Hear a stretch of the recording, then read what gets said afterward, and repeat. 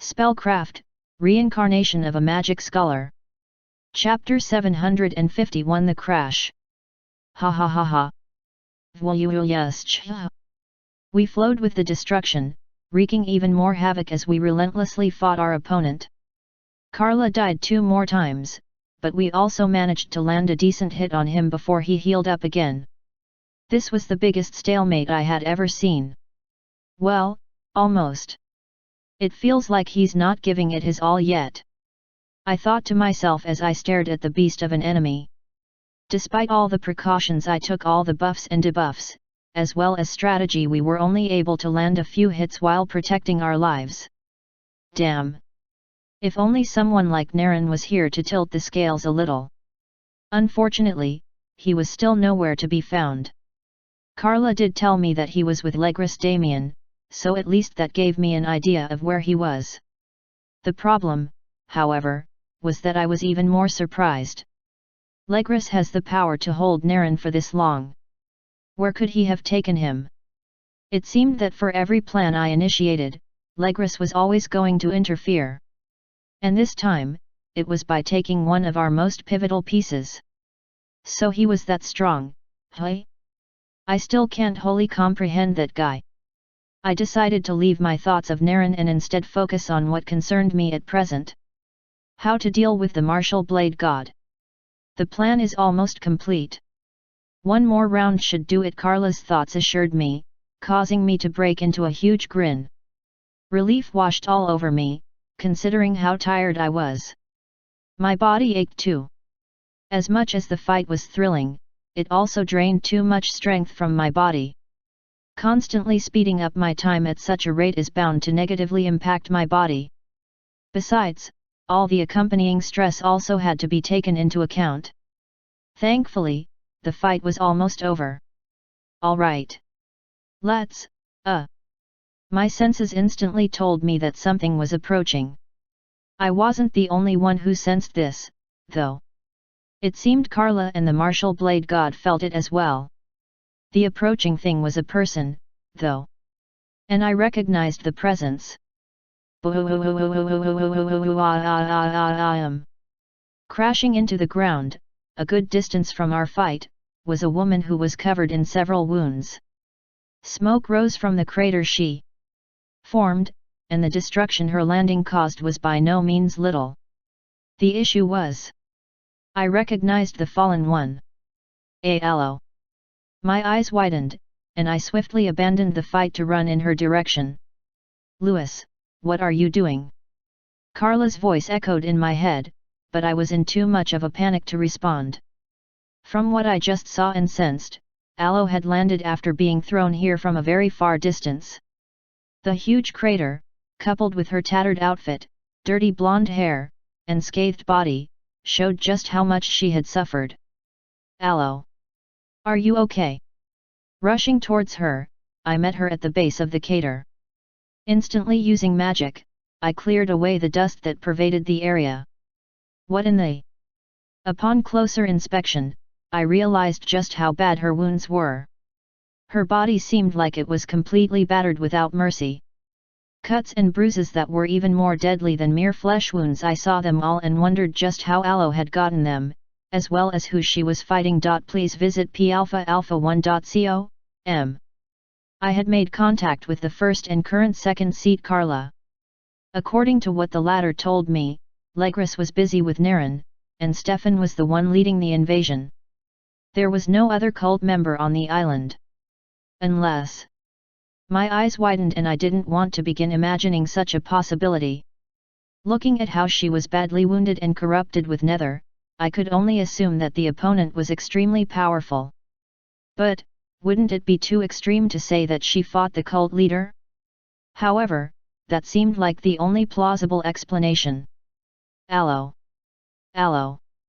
Alo. Can you hear me? I began healing her with my magic, using strength to grant her more ether as resistance. Healing magic wasn't my forte. Fortunately, I had a few familiars who could help me out with that. Once I enveloped her with energy, I saw her stir a little.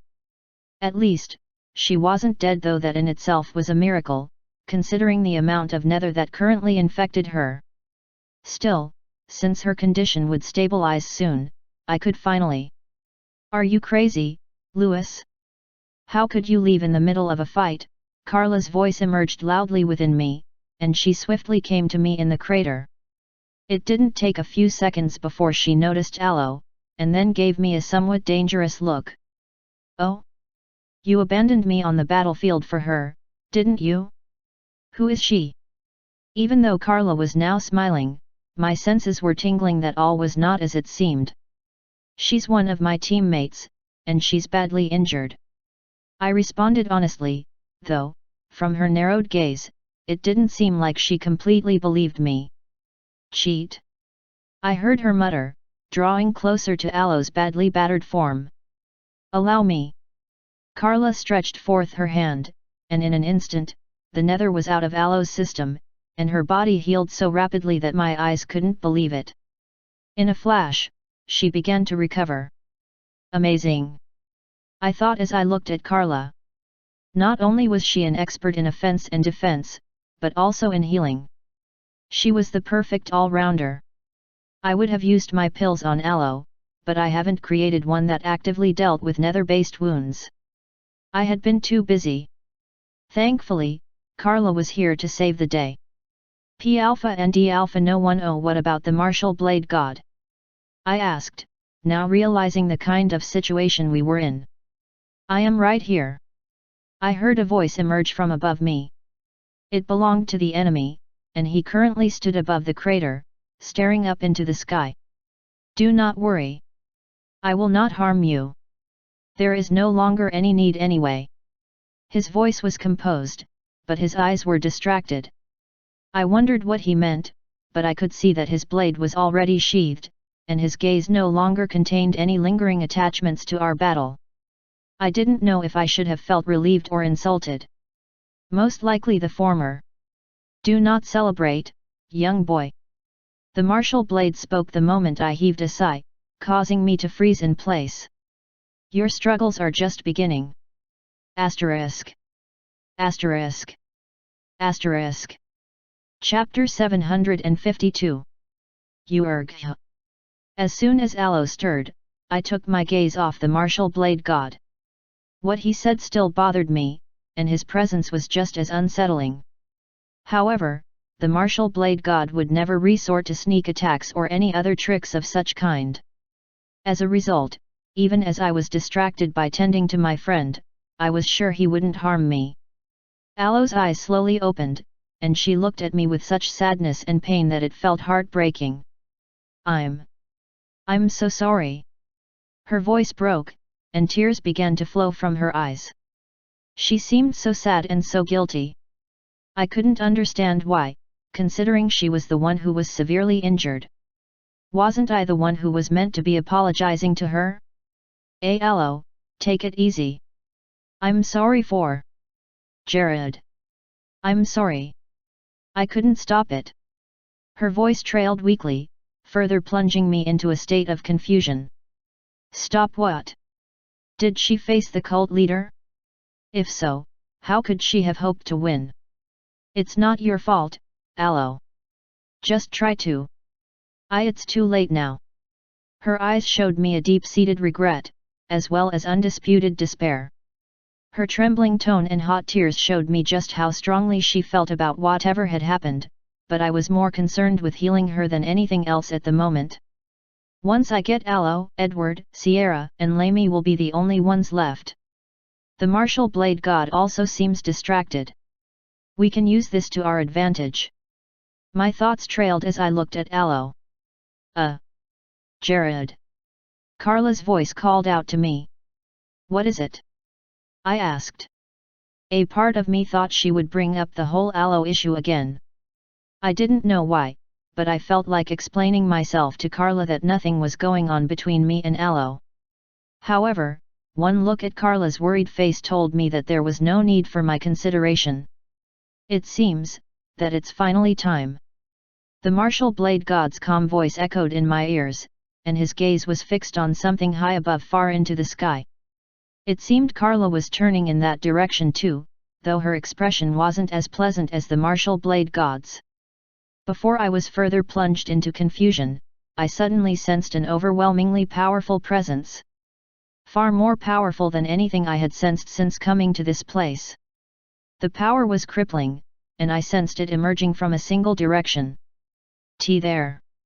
My eyes widened as I looked into the distance and saw a being draw closer to our location.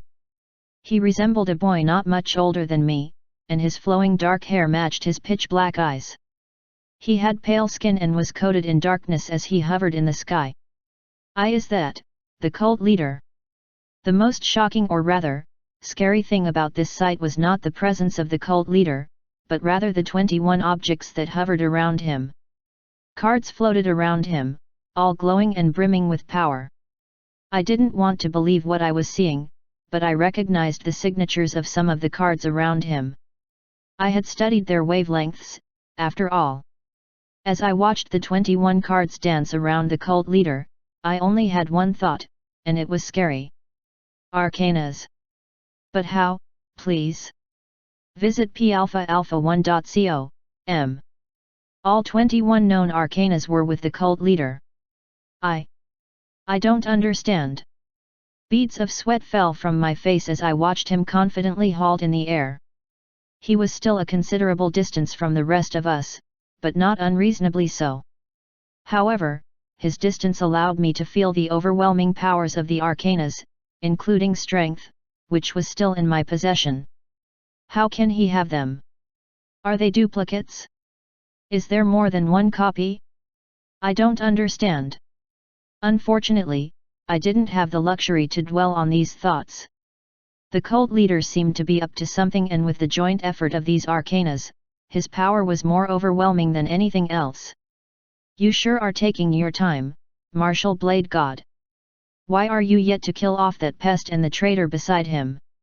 The cult leader spoke, his tone exuding authority. His gaze on me was cold, and I could sense a special animosity directed at me. They were more formidable than I thought. They should have proved no problem for you regardless. The man in the sky insisted. Indeed. However, I am saving my strength for what is to come. Per our agreement. The martial blade god's response seemed to put a lid on the argument. Very well, then. It doesn't matter now, anyway. You held them down for long enough. The arcana set is complete. What? But how?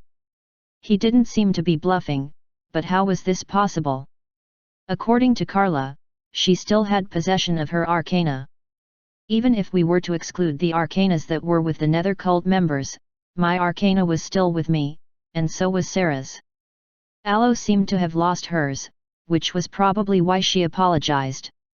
Still, if we added the ones Naren possessed and the ones in the allied nations, then there was no way this guy could have obtained a perfect set. Yet, not only did he claim that to be the case, but his arcanas all seemed genuine. I had never been this confused in any of my lives. This seemed like a paradox, and it betrayed all my existing knowledge of the arcanas. Wait, there is one more arcana. The world. He doesn't have that yet. My eyes widened, though my discovery didn't change much. Having 21 law-bending tools at his disposal already made him invincible, more invincible than even the martial blade god. It's time to put an end to this charade. The cult leader declared, staring at me specifically. This is your loss, singularity. Asterisk. Asterisk. Asterisk. Chapter 753. I felt a chill the moment my eyes met the cult leader's. Staring into his eyes felt like looking into an eternally swirling abyss of darkness. Still, I held my ground. His condescending smile and cold gaze couldn't move me. After all, even though it was something one had to dig very deeply to find, there was still one arcana missing. Even I hadn't yet discovered its location. The world. He doesn't have it yet. It's not over. According to what I knew, the Nether cult needed all the arcanas to utilize a spell that required their union. As long as one was missing, it couldn't function. Rho alpha d alpha n nu am I really at a loss? I don't know how you gathered those counterfeit arcanas, but there's still one missing. I responded with a daring smile, but my instincts were anything but confident. Even without one more arcana, he's too powerful now. He's like a god. Oh? It seems you do not know. I must have overestimated your knowledge. The cult leader grinned at me. What? Jared, there are 22 arcanas indeed, but, you only need 21 of them to summon the final piece. Carla whispered to me. Yet. This was the first I had heard of it. He has all 21. And I can tell that they're genuine. He's going to summon the final piece and fulfill the goals of the cult. She added. How could this happen? It seemed I had to eat my words. It's my loss. I still couldn't understand why, but I knew it was. What was happening right before my eyes was proof of that. He's going to fulfill the goals of the cult? Not if I can help it. I smiled nervously.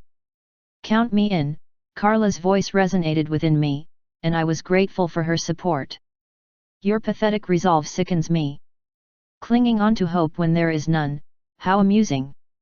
The cult leader's words struck a chord within me, but I did not let it discourage me. I have all 21 arcanas. The power to alter space, time, life, death, power, and so much more.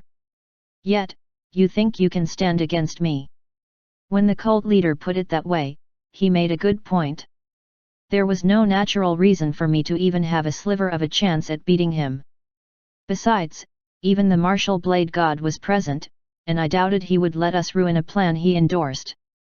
All in all, things had turned really shitty. I am surprised, Carla. I thought of you as one of the most loyal to our cause. Yet, when you were so close to receiving your reward, you betrayed us. How foolish of you! I glanced at Carla to see the kind of reaction she would make, but to my surprise, she didn't seem all too disappointed or regretful. I no longer need the nether cult. My wish has already been fulfilled. Her response was surprising, but so was the way she looked in my direction when she made the statement. I see. While I do not care to understand what you just said, it is rather unfortunate for you. You, the singularity, and every single one of our enemies will perish on this very day. An immense pressure surged from him, causing me to tremble in response. It was as simple as a gust of wind, and it didn't even seem like the cult leader had done anything, yet. I felt the overwhelming power down to my bones. No, Jared. Calm yourself. I gritted my teeth as I stared at the enemy and his arcanas. Please visit palpha1.com. My brain went into overdrive and I wondered how exactly I was going to achieve victory in this situation. I could use Spellcraft to resonate with the arcanas. That seems like my only choice. If I leak enough ether into the air, I can create enough of a connection between myself and the arcanas in his possession. If it worked, I would be able to share the powers he possessed. Even though he would have a bulk of the power, I could gain the advantage in skill. If Carla could just hold the martial blade god down for some time, then perhaps it would be worth a shot. Of course, this plan was not without its problems. It all hinges on the assumption that I am more skillful than the cult leader, or that Carla can hold the martial blade god all by herself, especially with what is at stake. Honestly, I was so outnumbered and outmatched that this situation felt hopeless. Alovita still seemed to be recoiling from the shock, even though her body was completely recovered. I couldn't even count on her to help me, considering that she didn't have her arcana anymore. Perhaps she could help support Carla, but wouldn't she be more of a liability? Damn, if only I had more allies with me. Oh? Looks like we have some visitors. I suddenly heard the martial blade god speak, and his gaze was directed behind me far beyond the crater. Read. Far up in the sky were a bunch of people who rushed at me.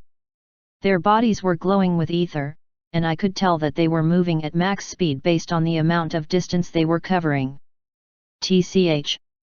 More insects? The cult leader clicked his tongue. Almost as soon as he said this, the cavalry arrived. To my surprise, the very thing I wished for suddenly landed in the crater and surrounded me. Allies. Jane, Ursula and a good number of faces I recognized all gathered around me. Even Sierra, Edward, and Lamy were present. They had most likely been found by Jane's team and brought along. I don't see Ulrich and Maria. Could it be? No. Now is not the time to think about that. I chastised myself. Merely seeing these people converge around me was more than enough to push any distracting thoughts from my head and instead make me focus on the most important thing at the moment. The Nether Cult. Asterisk. Asterisk. Asterisk. Chapter 754. Jane, Aurora, Dullum, Ziark, Gerard, Jerry, Yvonne, Asa, Maro, Biruel, and Anna, all of them gathered around me in an instant. Edward, Sierra, and Lamy were also present. To say that I was relieved would have been an understatement. Jared, we're here. Are we too late? Jane spoke first, and the rest of her party members stood behind her. Apparently, she had already established a hierarchy within the team. As expected of someone as meticulous as her. Unfortunately, about her question. Yes. You're late. They've gotten their hands on all the arcanas. What? How is that? Biruel, Edward, Sierra, and Lamy were especially surprised to hear this. They searched themselves for their arcanas and found them, thus driving them into more confusion. He must have used magic. We can't think too deeply about how it was achieved and waste our time. The fact that he now has all the cards is what matters most. Carla stepped in, sighing as she stood beside me. L. Lewis, that's a member of the CU. I noticed Biruel suddenly flare up, pointing at Carla in an accusatory manner. His eyes were wide with indignation, and I could tell from a glance that he didn't like her. Or, perhaps he was just being a good friend by warning me about Carla, and her affiliation to the Nether Cult. It's fine. She's on our side now. There's no time to explain, we have to stop. You are all fools. The cult leader's voice finally put an end to the fun, little reunion I was having with everyone. His pressuring voice had enough weight to silence our words. More of you have arrived, but that changes nothing. In the end, you have all come here to be extinguished. I suppose that makes this all the more satisfying. The more I observed the cult leader, the more I realized something about him. Perhaps it was irrelevant, but he sure likes to gloat. Despite the hopelessness of the situation, there was no way I could ignore what was happening. No matter how many times he talked about how pointless our resistance was. In the end, I would still use all the cards I had to fight for victory. It's going to be hard, but with more people serving as backup for Carla, while having a few to also support me, we had a decent chance. It still seemed impossible, considering we were dealing with a mysterious entity who had the complete set of the arcanas dancing around him. All right, guys. I used resonance to communicate with Sierra, and she used her mind magic to link everyone together. I could also pretty much achieve a similar effect, but having Sierra do it lessened the burden on me. I would be needing all my focus for spellcraft, after all. We'll be divided into two major assault forces. One will focus on supporting Carla as she faces the martial blade god. The second team will focus on supporting me as we fight the cult leader. But, Jared, where's Naren? Perhaps this was the wrong time, but I noticed how Jane kept calling me Jared and not Lewis. It felt a bit off, but I still felt it was a good thing. As for her question, Naren isn't here. We'll have to orchestrate a plan without him present. Also. I brought Sarah from my pocket dimension, and I swiftly briefed her by feeding her all the information using magic. There's no further time to spare. It was dangerous to dawdle for much longer, all things considered. I didn't know why the cult leader hadn't summoned the world yet, but I hoped it was because he hadn't fully acclimated to the combined power of the arcanas in his grasp. Please visit palpha-alpha1.com. If that was the case, we needed to strike in his moment of weakness. Fools!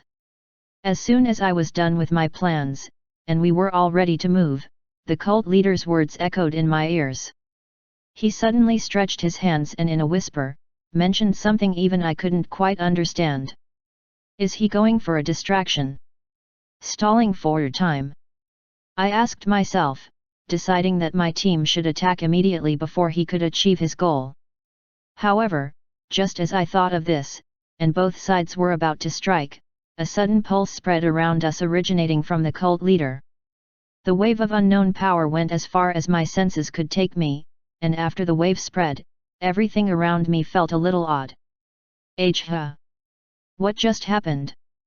I asked myself, swiftly infusing myself with ether, and P alpha alpha no 10 W watt. My eyes widened as I realized something utterly devastating. Wait, what? What's going on? How can this be? Why can't we? I heard the voices and whispers of my allies, and I understood their plight. After all, I was experiencing the same thing. We can't use magic. The moment I tried to infuse my ether into my body, or tried to generate a spell, it just wouldn't work. I was beyond confused, especially because I was using ether. Just as I had these thoughts, I saw the cult leader smiling.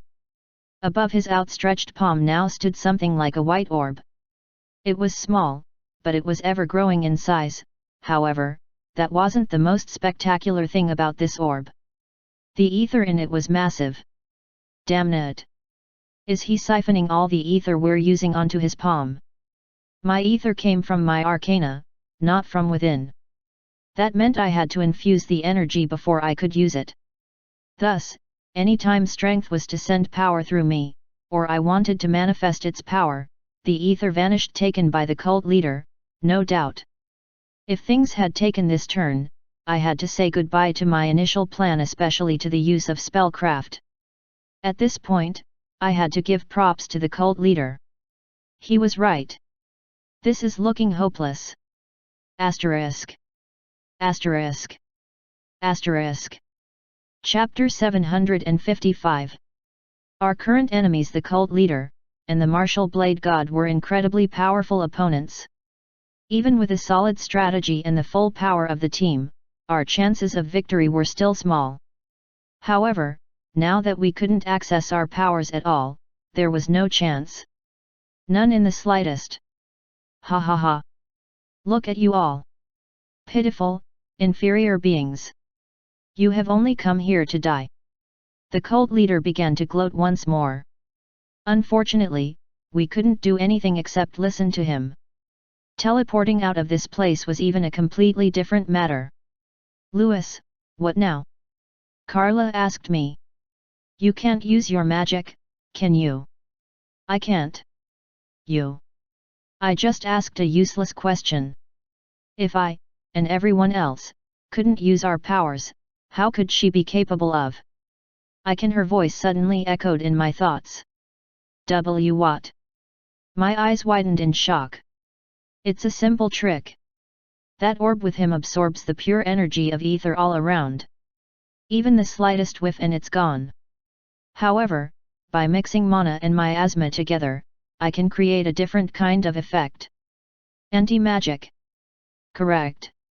By creating a field around myself with anti-magic energy, I can block off the effects of his absorption, and then freely use ether within my domain. Carla shrugged. I'm sure you'd have figured out the trick soon enough. I was astounded by what she said. Frankly, I never even thought of things from that angle at all. Mana and miasma have become so redundant as of late, so I never thought of them as an option. But with this, a smile formed on my face. I created a field of anti-magic to surround my friends and me. It enveloped all of us, and before long, I realized I could access ether within the domain. Anti-magic doesn't work on ether, so it won't interfere with our spells. It's genius. I smiled at Carla, who simply shrugged. I honestly didn't know what I'd be able to do without her. Unfortunately, not everyone could utilize this method since you'd need to have perfect control over mana and miasma to achieve this. Only Lamy had access to them both, and even she wasn't entirely proficient at using the two at once. Besides, this wasn't simply creating a wave of anti-magic, but rather stabilizing such a phenomenon to form a dome. It was beyond her level. Besides, she's been spending most of her time training with ether since it's more effective on the enemy. There was no way she could have learned miasma and mana by the side. Ultimately, only Carla and I could use this new method. Oh? That's a nice workaround. But it's too late. The preparations are complete. The cult leader's voice grew stronger, drawing our focus to his ever-wide grin. Suddenly, the entire island vibrated, and it seemed like the air itself was trembling. Everything around me seemed unstable, and it seemed that beyond the anti-magic sphere that shrouded me and my friends the world was collapsing. Space didn't just warp. It was breaking apart. Even if you tried now, there is nothing you can do. His malevolent voice echoed, and I honestly began to feel fear surface within me. Looking around and seeing the distraught faces of those around me, I realized the feeling was mutual. Stuck within the massive crater, while having Aloe in my arms, I felt completely paralyzed by fear. Please visit palpha1.com. Convergence of the laws of existence, create the one thing that culminates your purpose and power. The cult leader whispered. Everything around us seemed to tremble more violently as we watched in utter paralysis. In the presence of such an ominous presence, what could any of us do? And no. Must stop him. The end of the world. Aloe had been acting like a vegetable for some time, but this time, her body trembled violently. I won't allow you. Before I could say or do anything, she shot away from my arms and ascended to the sky, swiftly launching herself at the cult leader. I was shocked to see that she could still use her power beyond the anti-magic field, and also by the sheer magnitude of her ether. When had Aloe ever displayed such a frightening amount of power before? Her speed warped space and time itself, and she aimed straight at the cult leader. If she succeeded, then... He. Her target chuckled, releasing the orb that was in his grasp, the one that had an unbelievably dense amount of ether. And no way.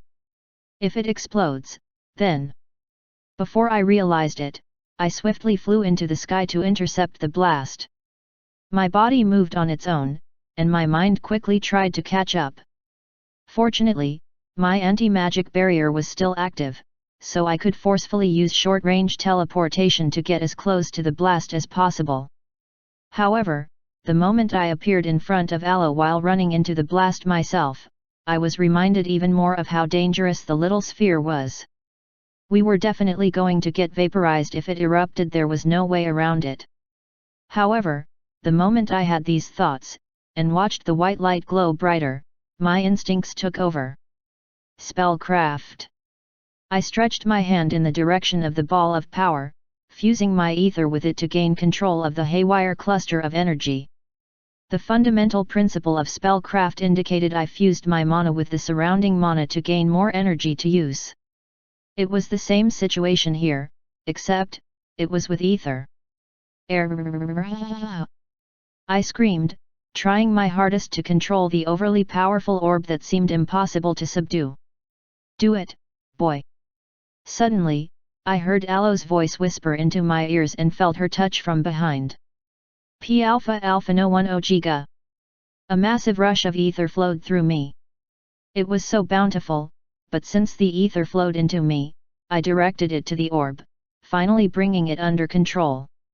Stop him. Asterisk. Asterisk. Asterisk. Chapter 756. Stop him. I heard Aloe shout from behind me. Her voice resonated with desperation, deep-seated desperation that told me not to mess things up. I only had one chance, one shot to end all of this. The enemy was just a distance from me, and now I had the power to stop him. With the combined energy of my allies, and thanks to the help of everyone thus far, I will give my all. Since I was ahead of her, and was now in possession of such an absurd amount of ether, the ball was in my court. This was the decisive moment for me, one I could not mess up. A simple, yet destructive spell. That was what I needed to achieve my goals. A spell with no limiting capacity for destruction, a spell that could be cast instantly. Only one came to mind. Ultimate. Grand Blitz. I concentrated the power in front of me, giving it an attribute of golden light while aiming it in the direction of the stationary enemy. The cult leader had an expression of shock on his face, but I ignored that and did what I had to do. In a flash, the spell was ready. Fly. I launched the golden ball of light straight at the cult leader, who was too occupied with his spell to retaliate. The spinning ball closed in on him, ready to destroy the cult leader, and hopefully his spell in the process. Before the spell could fully manifest its destructive nature, a sharp silhouette suddenly appeared, using what seemed like a blade to deflect the incoming strike. The ultimate Grand Blitz suddenly moved above all of us, flying far, far away from our heads. And then,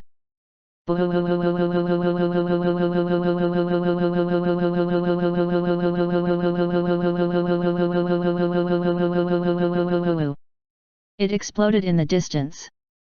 I had no idea how high up it was deflected, but the shockwaves reached me and Aloe, sending us crashing right back into the crater we came out of. And no. I watched as the sky or whatever was beyond the sky get dyed in glorious golden destruction. The devastation covered the heavens above, and my heart screamed in regret that it couldn't have affected the cult leader. And it's all because of him. I glared at the man who interfered with my plans.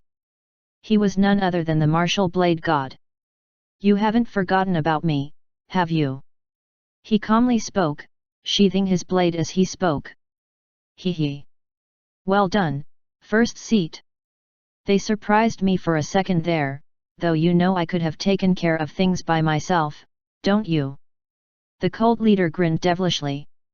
If you say so. I just didn't want to take any chances. TCH.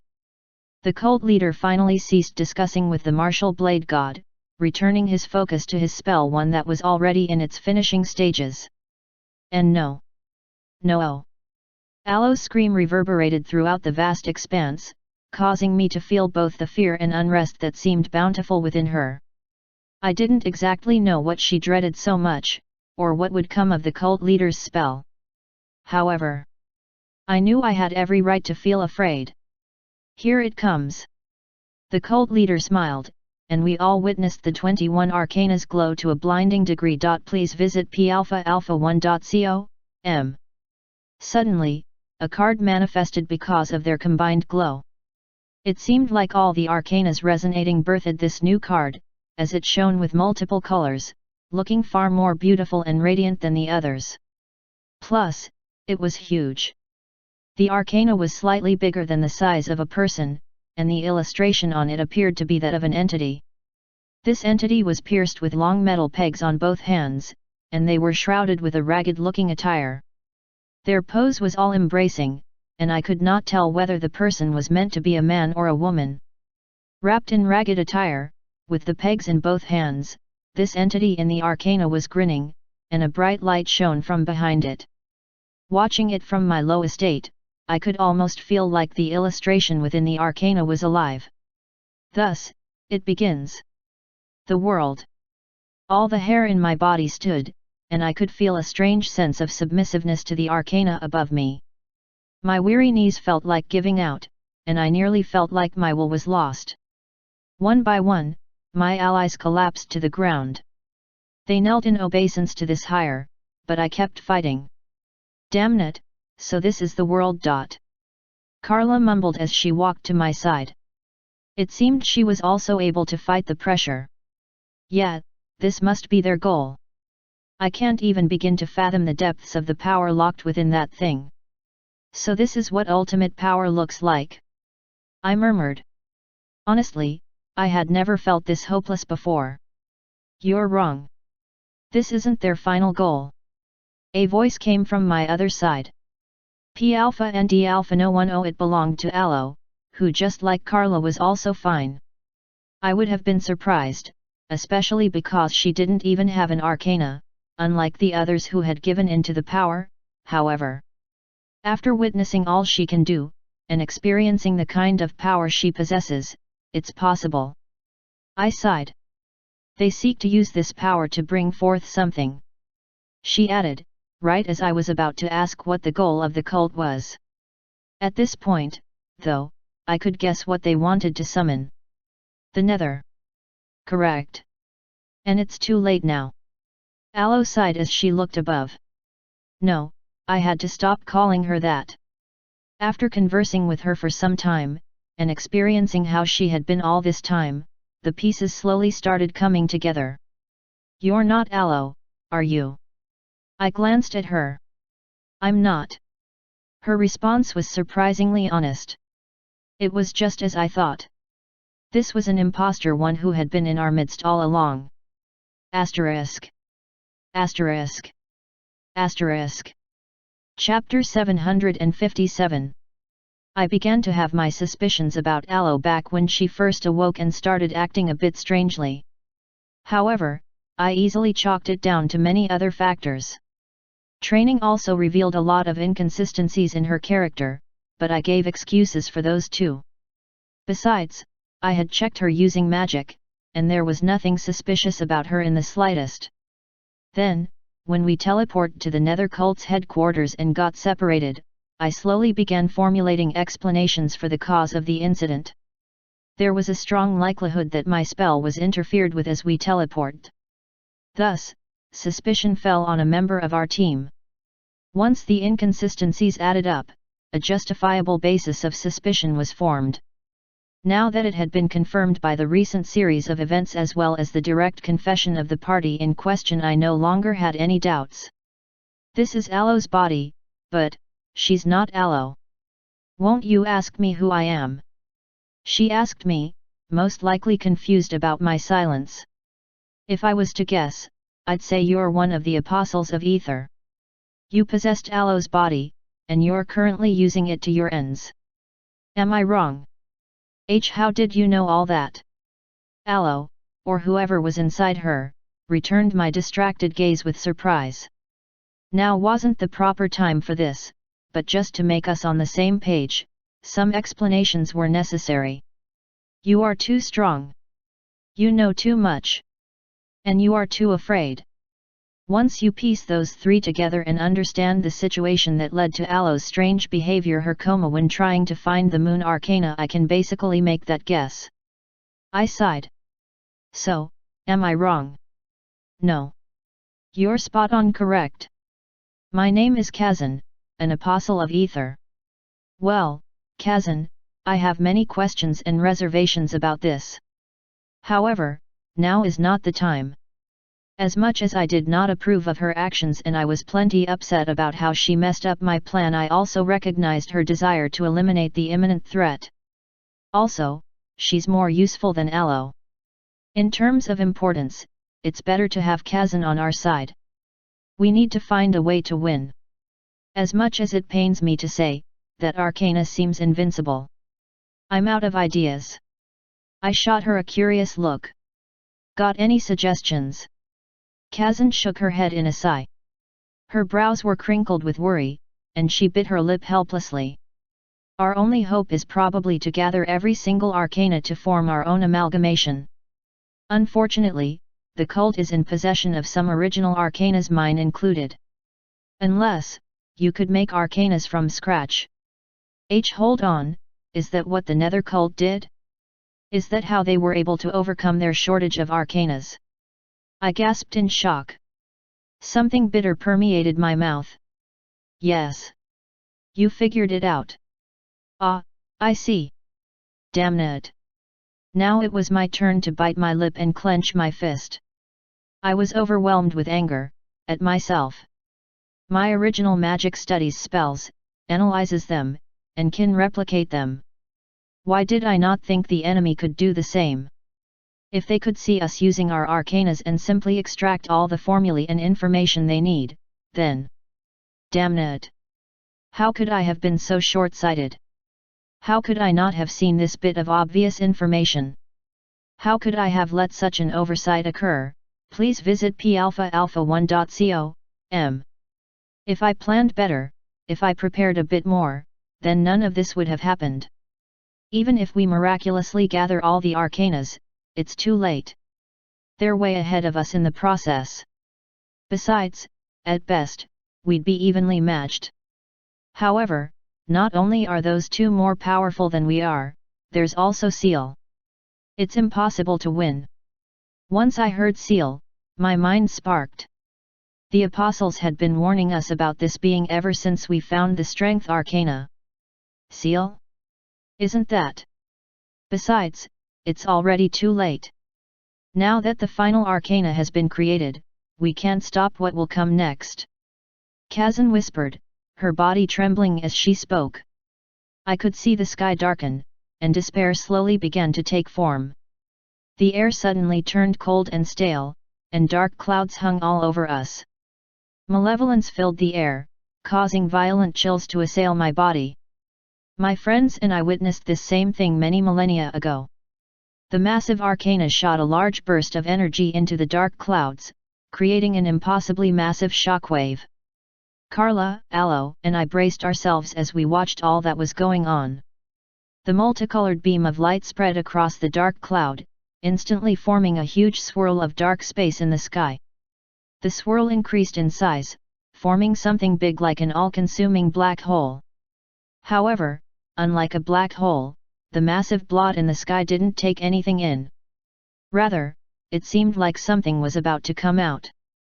Back then, we banded under Merlin and fought it off.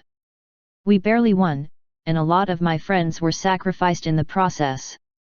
But now, despair dawned on me more and more, as a certain embodiment of Nether began emerging from the void. Its misty hand came forth massive and immensely overwhelming. There aren't enough powerful heroes in this world. There aren't enough arcanas to go around. Aloe's trembling whispers pounded within my ears. The gigantic legs of the misty nether entity came next.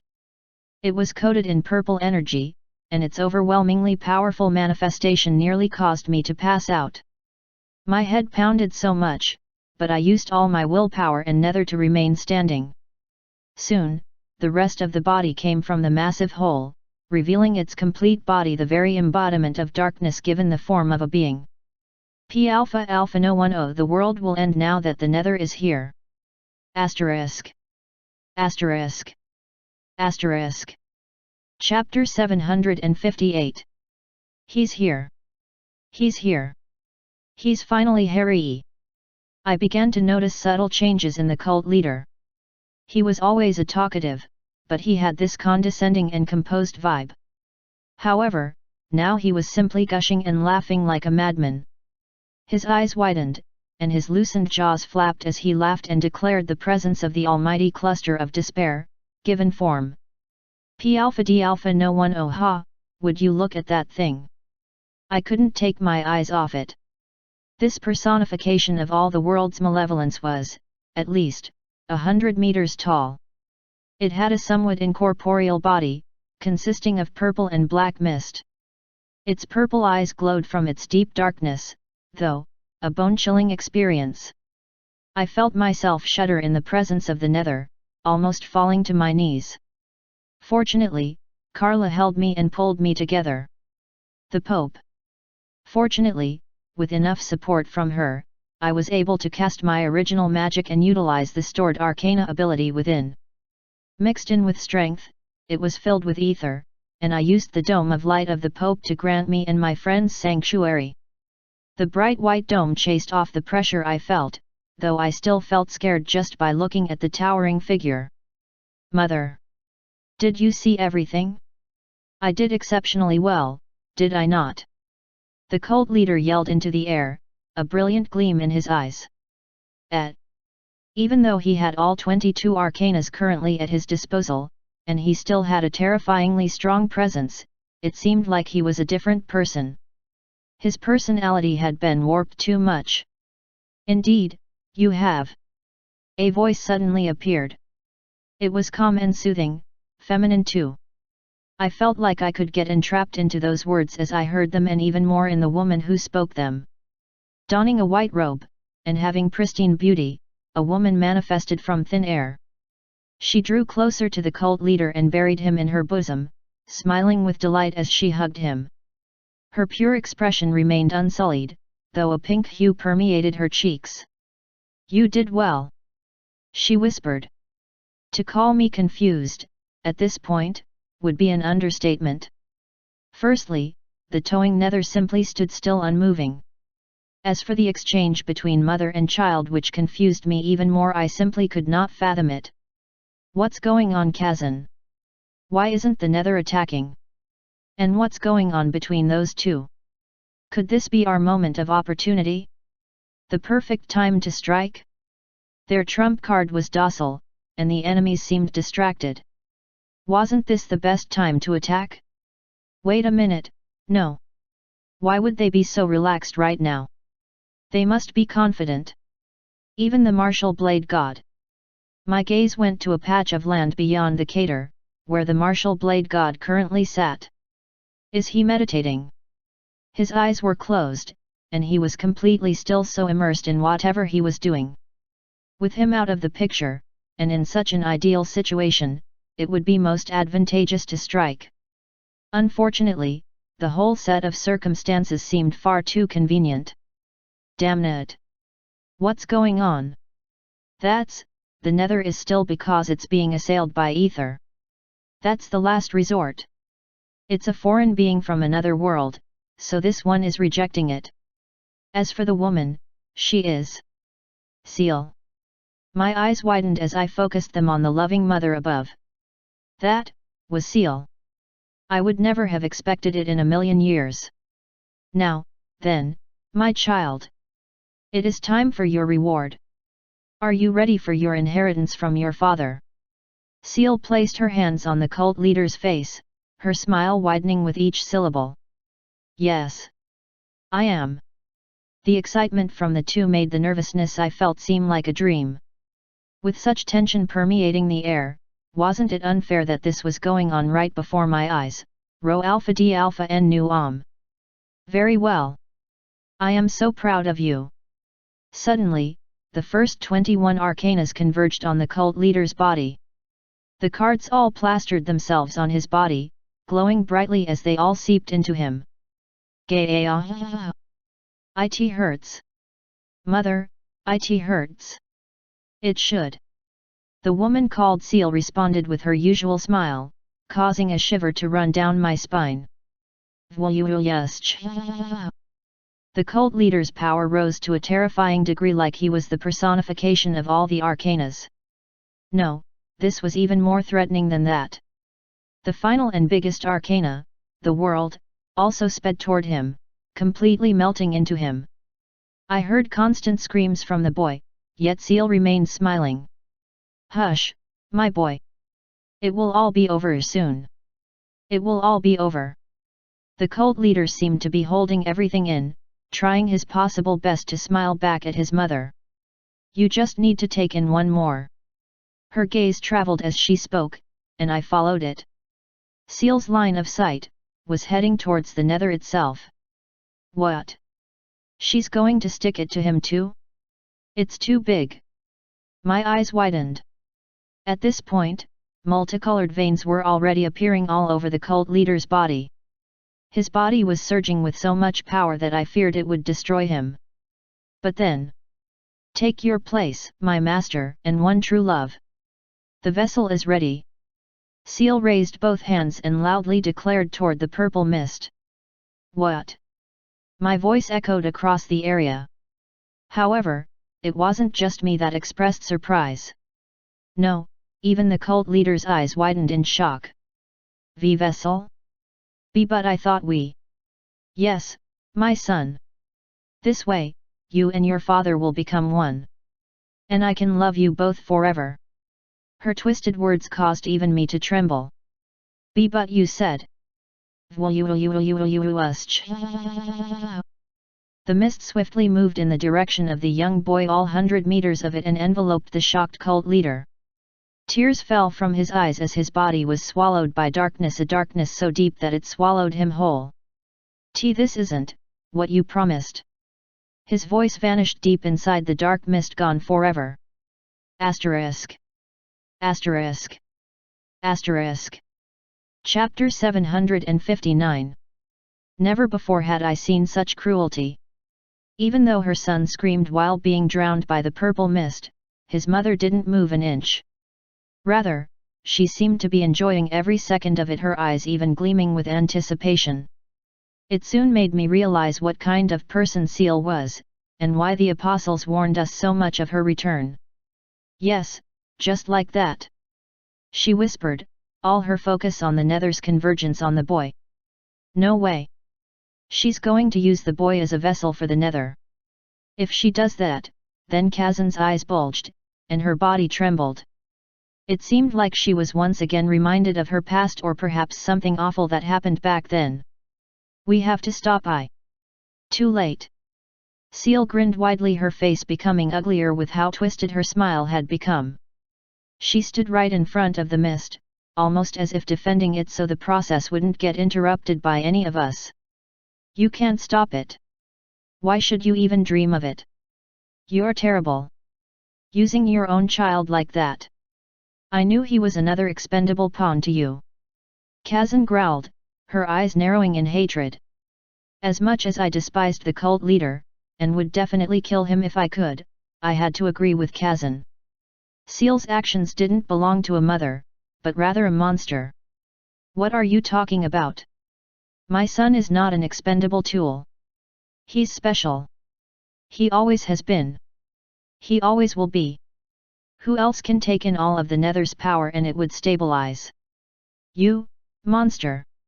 Unlike that last time, he will be completely at home in this vessel. I ensured it would be that way. Using your own son like that. Merlin was right about you. I added. While I didn't know of the past of the apostles, or of Seal, it was obvious who the evil person was, though I couldn't say Kazan wasn't too far off. She did steal Alo's body and put all of us in danger. She's a momentary ally, but I can't say it'll remain that way forever. As much as I would do my best to cooperate with her to take down Seal and the Nether, I couldn't trust her. You misunderstand. I only gave my son his rightful inheritance, the indwelling of his father. Twisted. My thoughts echoed. He was born of the union between his father and me. No one is worth more, and no one is better suited than he is. That's why he's so special. Because he's his father's son. Seal grinned. I couldn't tell if I was the only one thinking it, but this woman was definitely crazy. She was the worst. Haha, you do not need to give explanations to fools. A deep, terrible voice suddenly emerged from the darkness. My eyes bulged, and my body nearly jumped in fright. I also felt paralyzed. Master! Seal frantically turned back to respond to the voice. Before all of us could even react, all the Nether converged in the cult leader, and his body underwent a drastic change. Suddenly, black and purple armor emerged from his body, and a thick cloud of Nether swirled around him.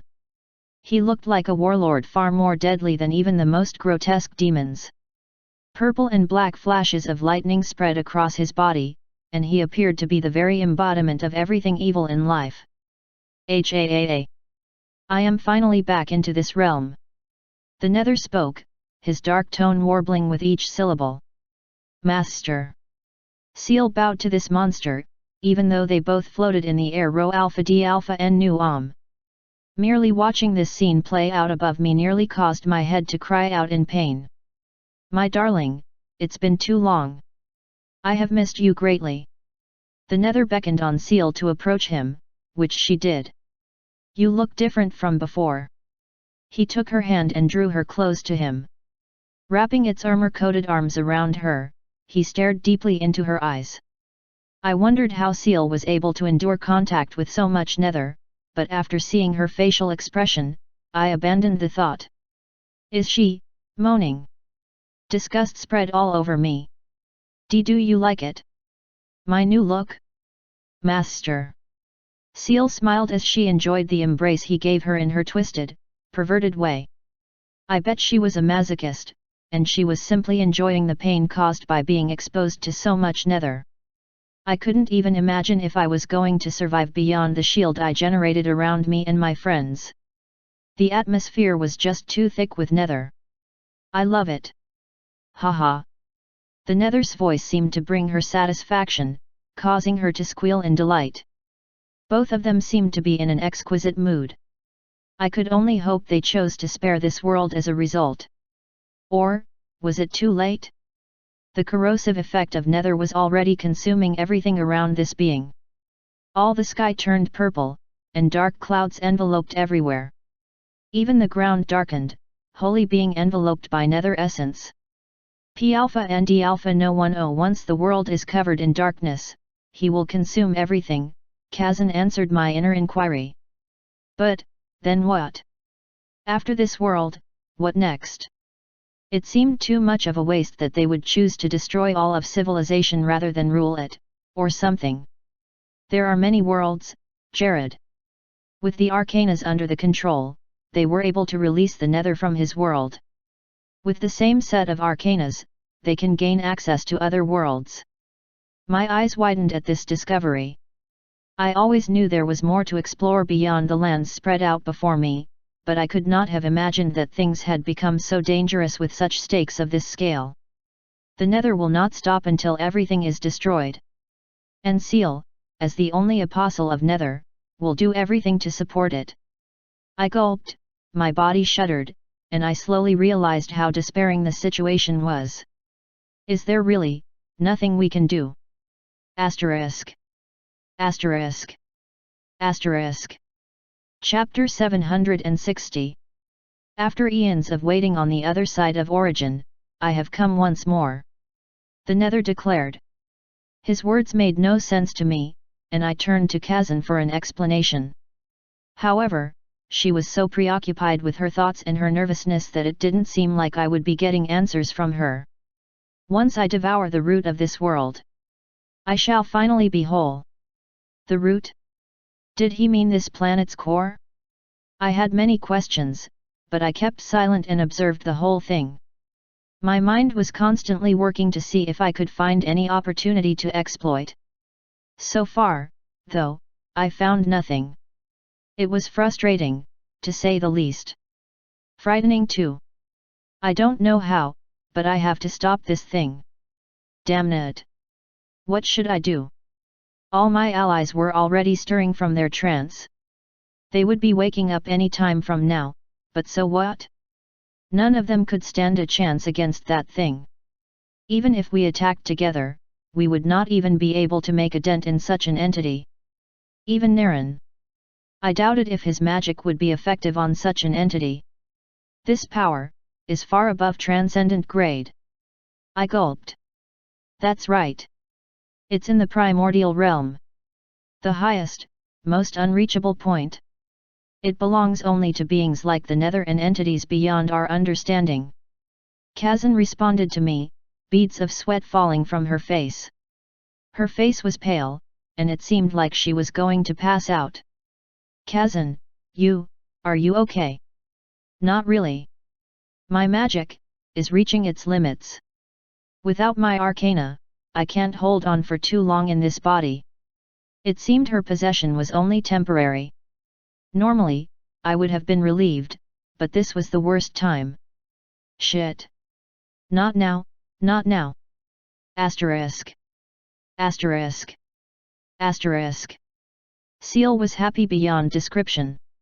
Her pale cheeks were flushed with so much pink that one would think she was down with a fever.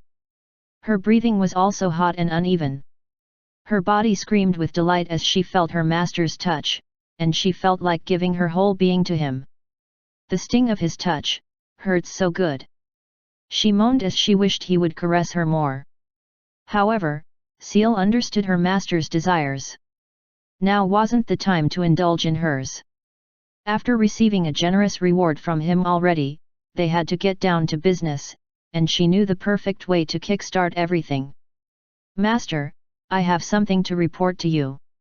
The Nether's curious gaze on her nearly made her yelp in ecstasy, but she held it in. She had to control herself. "Yes, control. A lot of things have delayed your return. You would have arrived much sooner if it hadn't been for the interference of some people." "Oh? They posed a problem even for you?" The Nether's voice contained surprise and a bit of disappointment. Once she sensed this, Seal's heart nearly dropped, and she realized that she was on the verge of letting her master down. There was no way she could allow such a thing. And no way. Never. None of those fools could stand a chance against me, not even that apostle of ether down there," she boldly declared. "Ho ho, is that so? No wonder I sensed such ether. That human there, she is one of those mortals that sealed me away then. Yes. She's possessing the body of a mortal right now, and it seems it won't be long before she fades away. Do you want to have some fun with her before then, Rho Alpha D Alpha? En nu The Nether grinned with his darkened face as he stared at Seal. "You know me well. Some light exercises should be done before the main event. Anything else you have in mind?"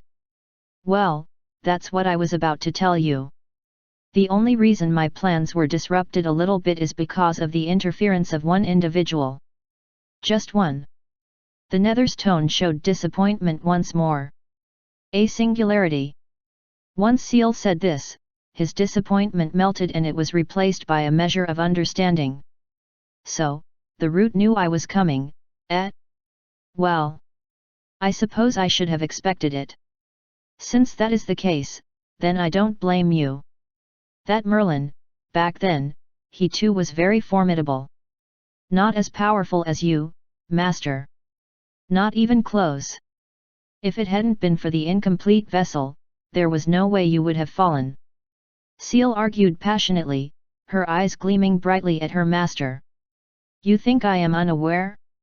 And whose fault was that?" His voice suddenly took a deep plunge into deeper, darker waters. Even Seal experienced the chills of the Nether's powerful presence. She felt fear unlike any other, and her body buzzed with its corrupting power.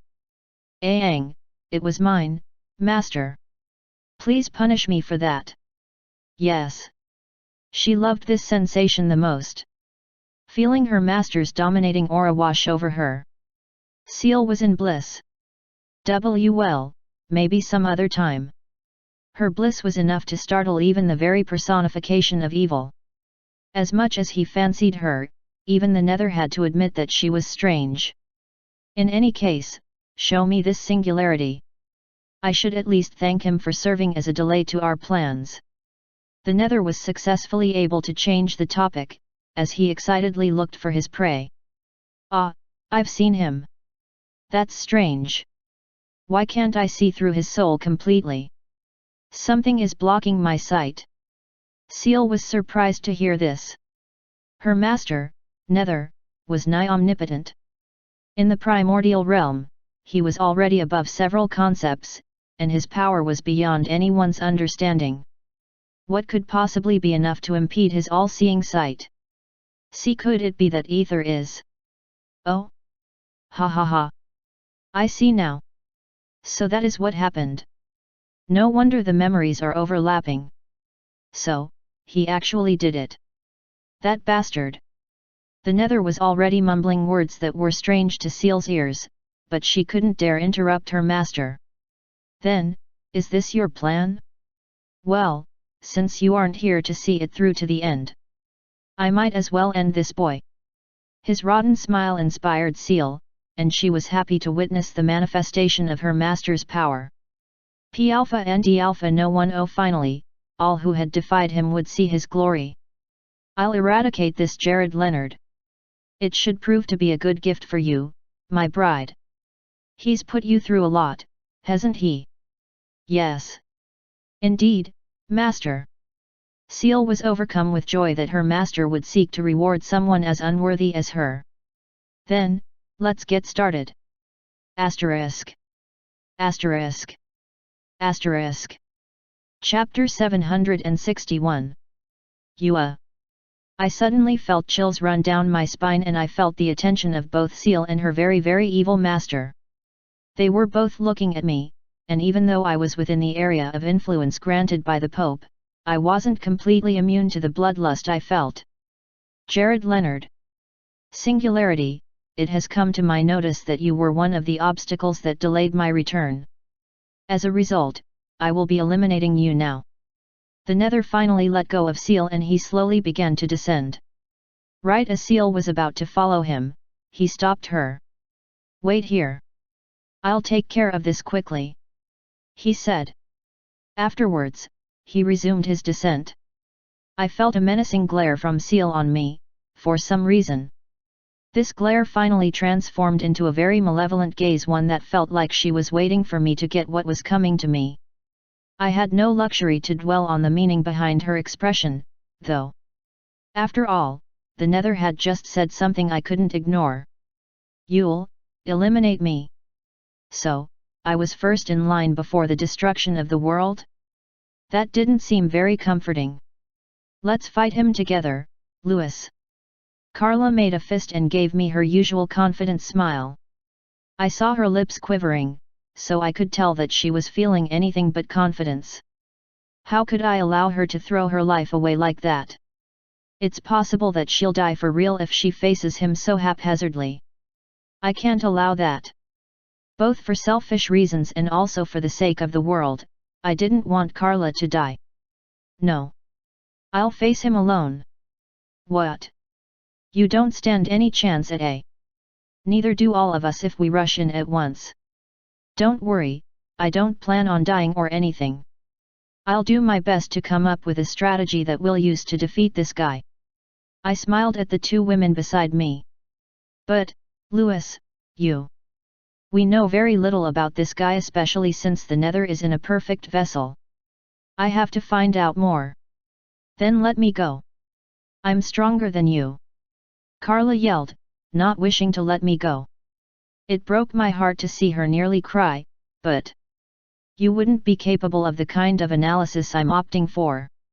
You're stronger, most likely smarter too. But I'm still a better strategist. I simply had more experience in fighting, and Carla was someone who was averse to violence unless absolutely necessary. Besides, I don't want you to get hurt. I touched her face with my hand, a smile on my face. Frankly, I wasn't the least bit confident of lasting a second against my opponent. However, it is said that people can draw out limitless strength when it is for the sake of others. I hope that's true. I can't lose you, a guy. Enough talk. Before Carla could complete her statement, the Nether released a burst of energy from his finger, one that turned into a massive surge of purplish-black power.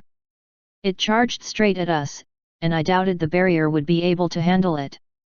P-Alpha and D-Alpha, no one that blast has enough power to wipe out everyone here. My allies were already regaining consciousness, and I had so many people I cared about here. There was no way I could allow them to suffer. Protect one another. I'll be back soon. With that, my entire body became doused in multicolored light. Utilizing Grand Fusion Mode, Elemental Chamber, and my original magic, I sped towards the Nether's blast. It felt so powerful that even in my current state, I knew I was probably going to die. No way. No way. I won't die here. Pushing my body to its limit, I summoned the strength of every single familiar in my body. I condensed their power, fused it with the power of strength, and sent it charging at the imminent burst of destruction. Rho Alpha D Alpha. En nu Blood began pouring from my eyes, nose, ears, and even mouth. They evaporated as soon as they leaked outside, though, but I kept pushing. The blast, despite all my efforts, was still overwhelming me. Despite giving my all, it still didn't halt. There was not an ounce of ether in the air, just Nether, making my spellcraft obsolete. However, I brought out all the attack spell cards in my possession, at least a few thousand of them, and fired all of them at the blast.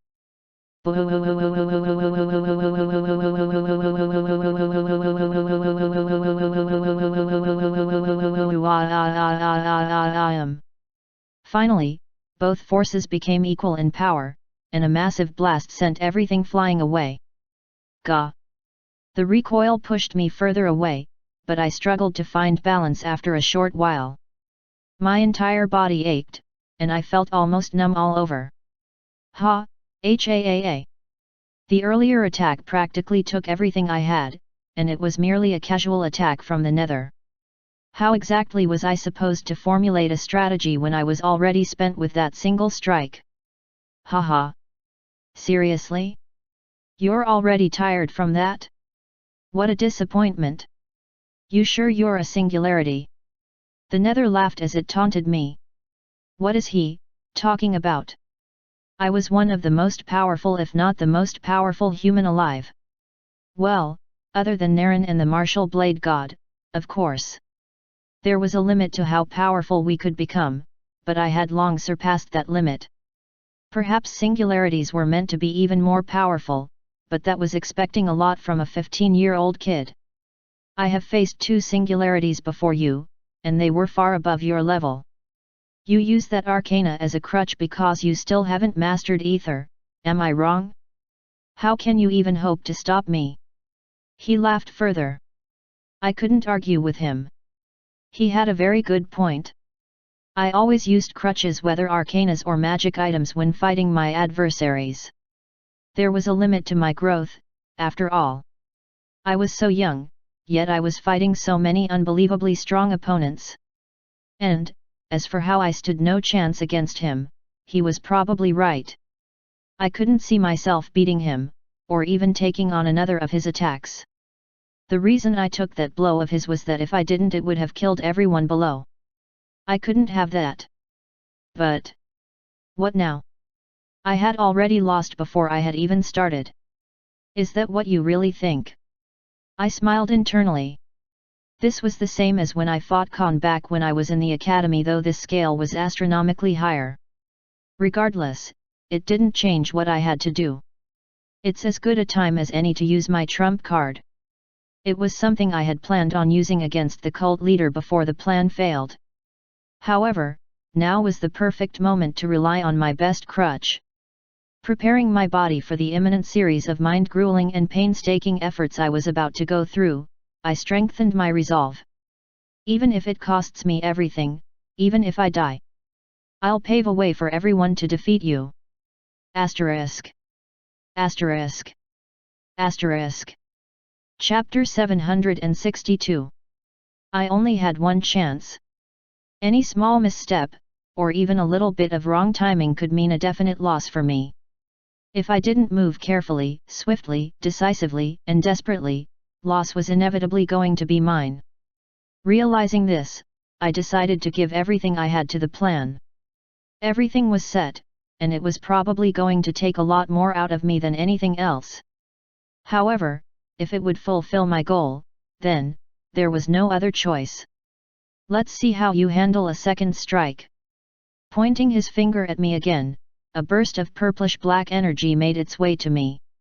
The roaring concentration of power almost consumed me if it hadn't been for the swift activation of my new swap ability by my great sage's memoir. I had swapped places with the many tiny automatons in the area. With their help, I could achieve effects similar to teleportation, though, I could probably only use it a few times before it would become useless in the face of this powerful opponent. Sneaky. So that's why you spread these things about. Switching positions. The nether chuckled, snapping his fingers. Instantly, all my automatons turned to dust, leaving me utterly stranded. Shit. I wanted to wait a little longer, but it seemed like I had to bring it out now. The air around me turned purplish-blue, with white light striking the area around me, as I brought out my weapon, the very one that destroyed the demons in a single strike. Oh? What is that? The nether watched with curiosity. Thankfully, whether it was due to pride or inertia, he was standing still in the air. That made him a perfect target. The weapon of mass destruction, the one I used to destroy the demon continent back then, had been my last resort in dealing with the Nether cult. I had been charging it up with energy for as long as possible, stocking it up with as much power as possible. The device had consumed a lot of my spell cards, my ether, and my other sources of power. I had invested so much energy in it, waiting for the moment I would finally use it. The other nations also have the blueprint for how to make it, but we didn't have enough resources to build theirs. The ingredients for building such a weapon was something none of them could easily get their hands on. The conducting alloy was also something of a rarity. The little they had was used to make the device that turns mana to ether. However, for a weapon of mass destruction that amplifies the energy poured into it and releases it in a destructive measure, they would need a lot more. Thus, this was the only one of its kind, my ultimate nuke. My trump card.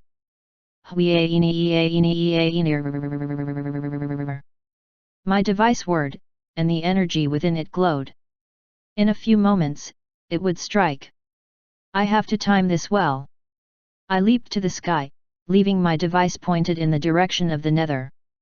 It had as strong a defense as it had an offense, so I simply let it float while I focused on my other task. Where do you think you're going? Think you can stop me with that? The Nether now pointed his two fingers, one at the weapon and another at me. The moment he released the blast, I threw two cards away from the point of impact, switching places with one of the cards, while the other card was replaced with the device. As a result, we were both spared. My device was just about ready, so I had to take action, and fast. Let's go, Rho Alpha D Alpha N Nu Om.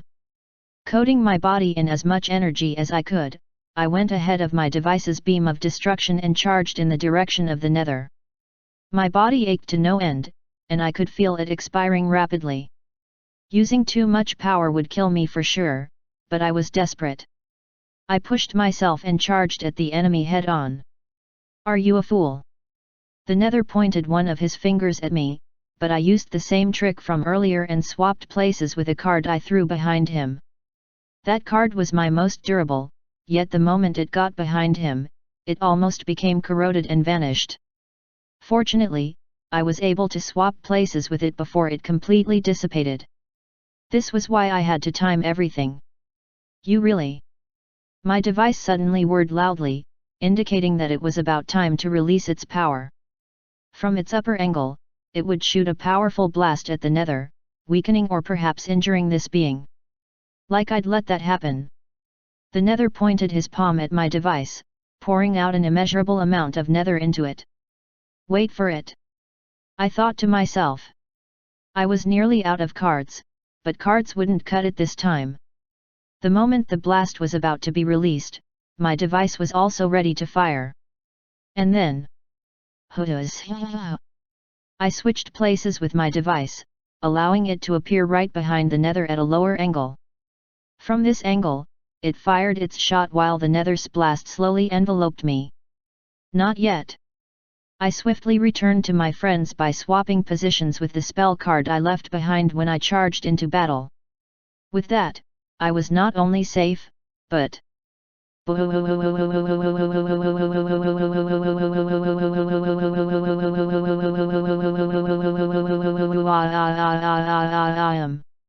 The Nether got hit by my strike.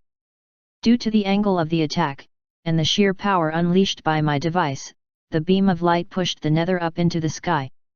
It would be too much if everything here got raised leveled to the ground. As a result, I positioned the blast to a lower angle. This sent everything flying upward, detonating itself and the Nether into the sky. Not finished yet. I remotely controlled the device to fly upward as well. Its core went critical, causing it to self-destruct in the most elaborate way as well. In the end,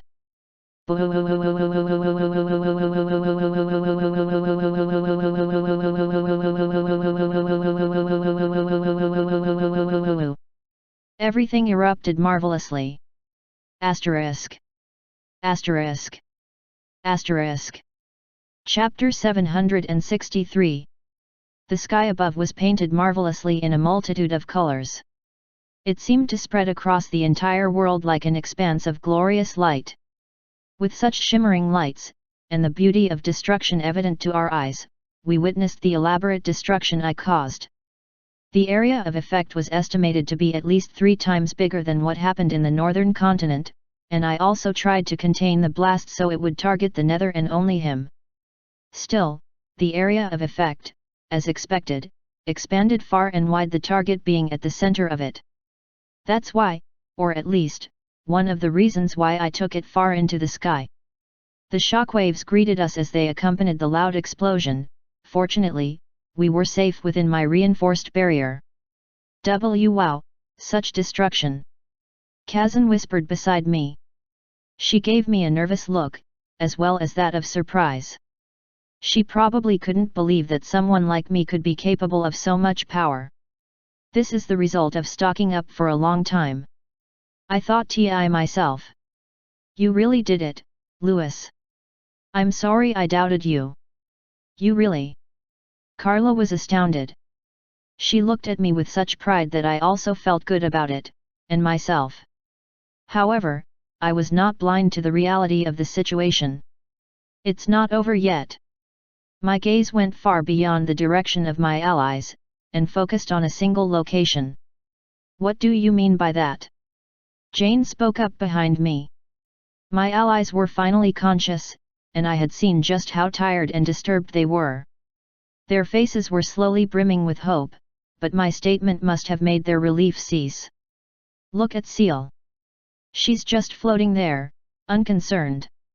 Based on everything that has happened so far, you'd think she would be upset or at least concerned about what just happened. Instead, she was giving her usual smile. She's not concerned at all. It's not over. Not by a long shot. I grunted. We all raised our heads to the sky, and sure enough, the lights were slowly evaporating, and a deep, dark purple cloud began to manifest in the air.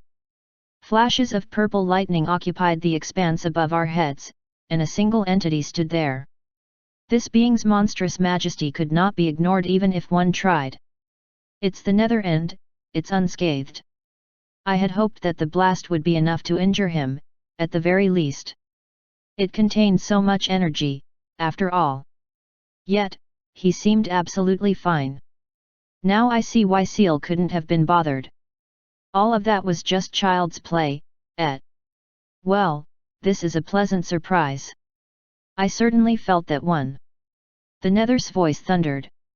P Alpha D Alpha no one. Oh, he remained above, most likely immersed in the grandeur of his dominance. Do you have more attacks like that? If so, then perhaps you're not so weak, after all. The Nether slowly began to descend. It felt like his power just increased, or perhaps he had been holding back his powers before now. It was also possible that he still had a good amount of his powers that he had not yet revealed. In essence, just like with the martial blade god, no, this was even worse. I couldn't detect how powerful this monster was.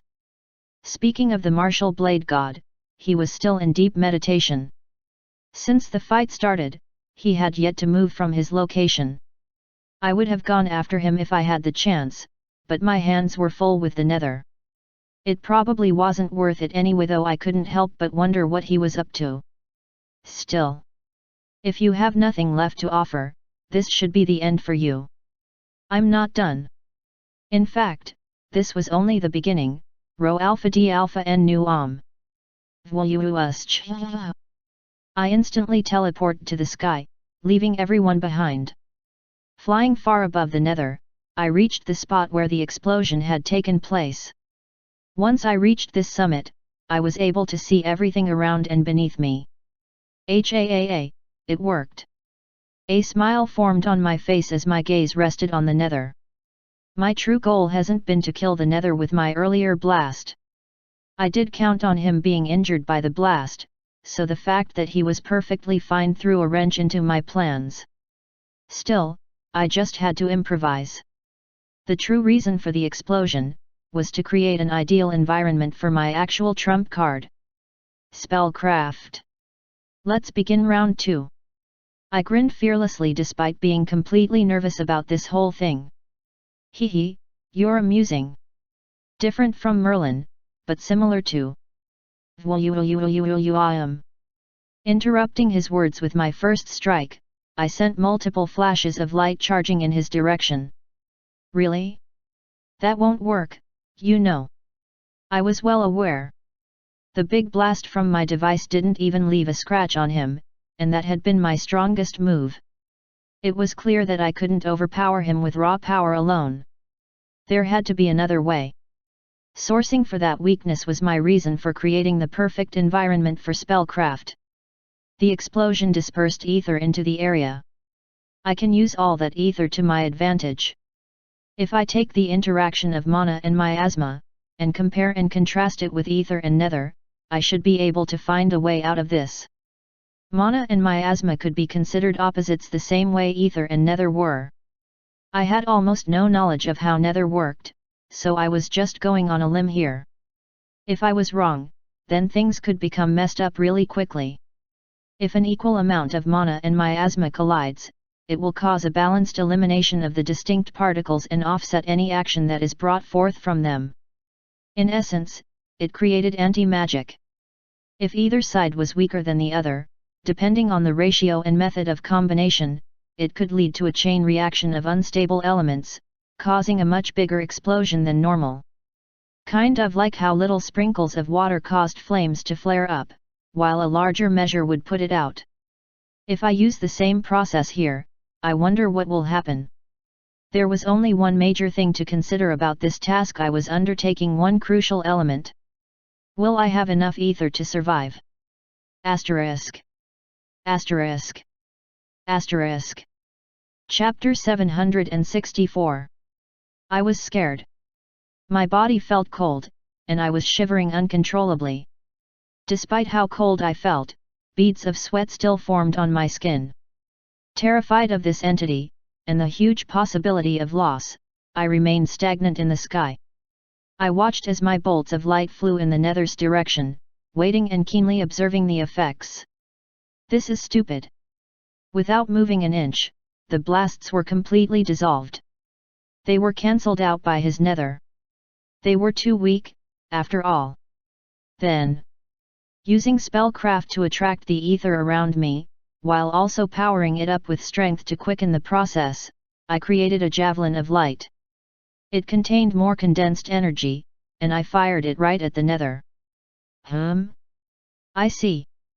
This time, he flicked his finger, and the javelin met the same fate as the bolts that came before it. I see you're being cautious, testing the waters. But I grow impatient. So, I'll be coming to you now. My eyes widened as I felt the nether suddenly appear behind me. It didn't even take a second, or a fraction of it. One moment, he had been speaking to me, and the next, he was behind me. It made me realize something, that this monster could kill me at any time. He's been messing with me. My thoughts rang out as I smiled internally.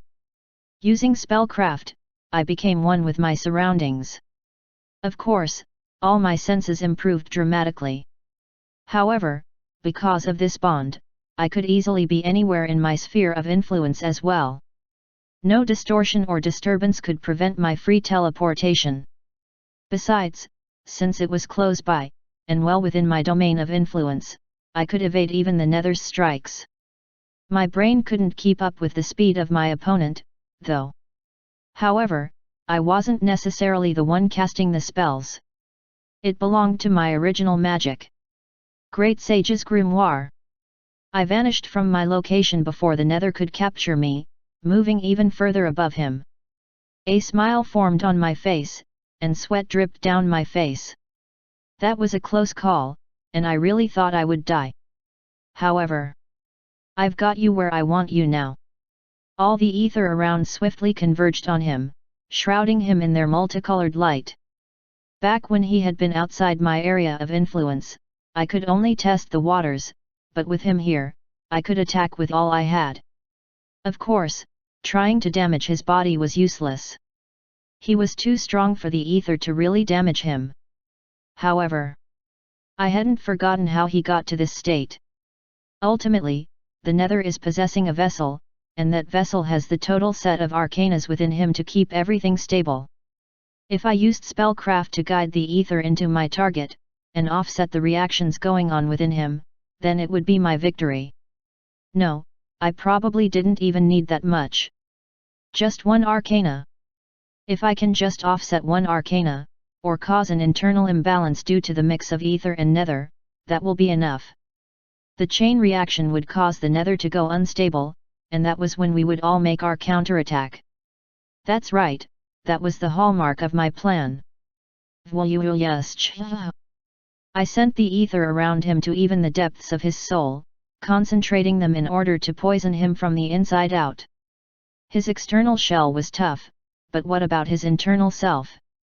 Giving it my all, with total concentration, I probed deeper and deeper, until... You fool! The nether chuckled, causing me to suddenly freeze.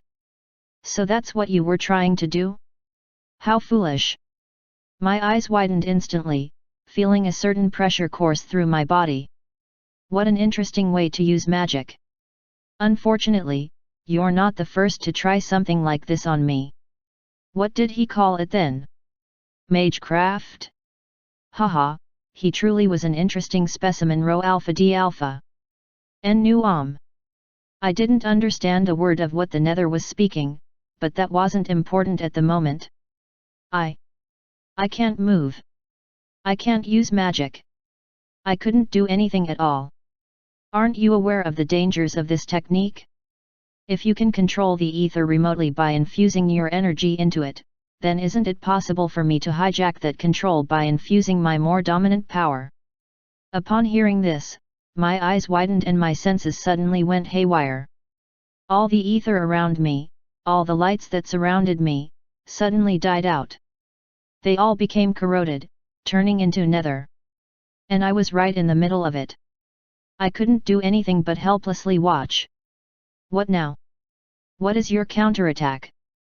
The nether asked, but I could not respond. My body was no longer my own, and my mind was going blank. Don't tell me you only thought this far? This is all you can do? Really? Unbelievable pain seared through me as the overwhelming nether began eating through my body. It felt so painful that I wanted to cry and scream, but no sound would come out. In silence, my body went through torture. I don't understand why he would choose someone like you. You're weaker than he was when this happened. You're also not as clever, or should I say, creative. As the nether belittled me, I felt everything around me going blank. I could hear faint noises beneath me, the voices of my allies. Compared to him, you're nothing special. A gust of wind lunged at the nether, but he waved it off in a flash, sending whomever it was crashing to the ground. Stay out of it. He whispered and drew closer to me. Singularity, this is the end. I'll kill you, and then kill this world. I'll consume everything and become whole. The nether's hand touched my chest, and I felt a searing pain course through my soul. Don't even think of returning. This soul, and every other one that exists in any other place within this plane of existence, will be extinguished. It was painful. I was scared, terrified. I was really going to die. No coming back, no contingency, no countermeasure. Rho alpha d alpha n nu everything was going to end right here. Bye bye. Asterisk. Asterisk. Asterisk. Chapter 765. I watched as my life came to an end. This was the point of no return, and I knew there was no turning back. All my countermeasures, the clones and soul brand duplicates, were being rendered useless by what the nether was doing. He was going to use my current soul to destroy any other copy of my soul that was within the same wavelength.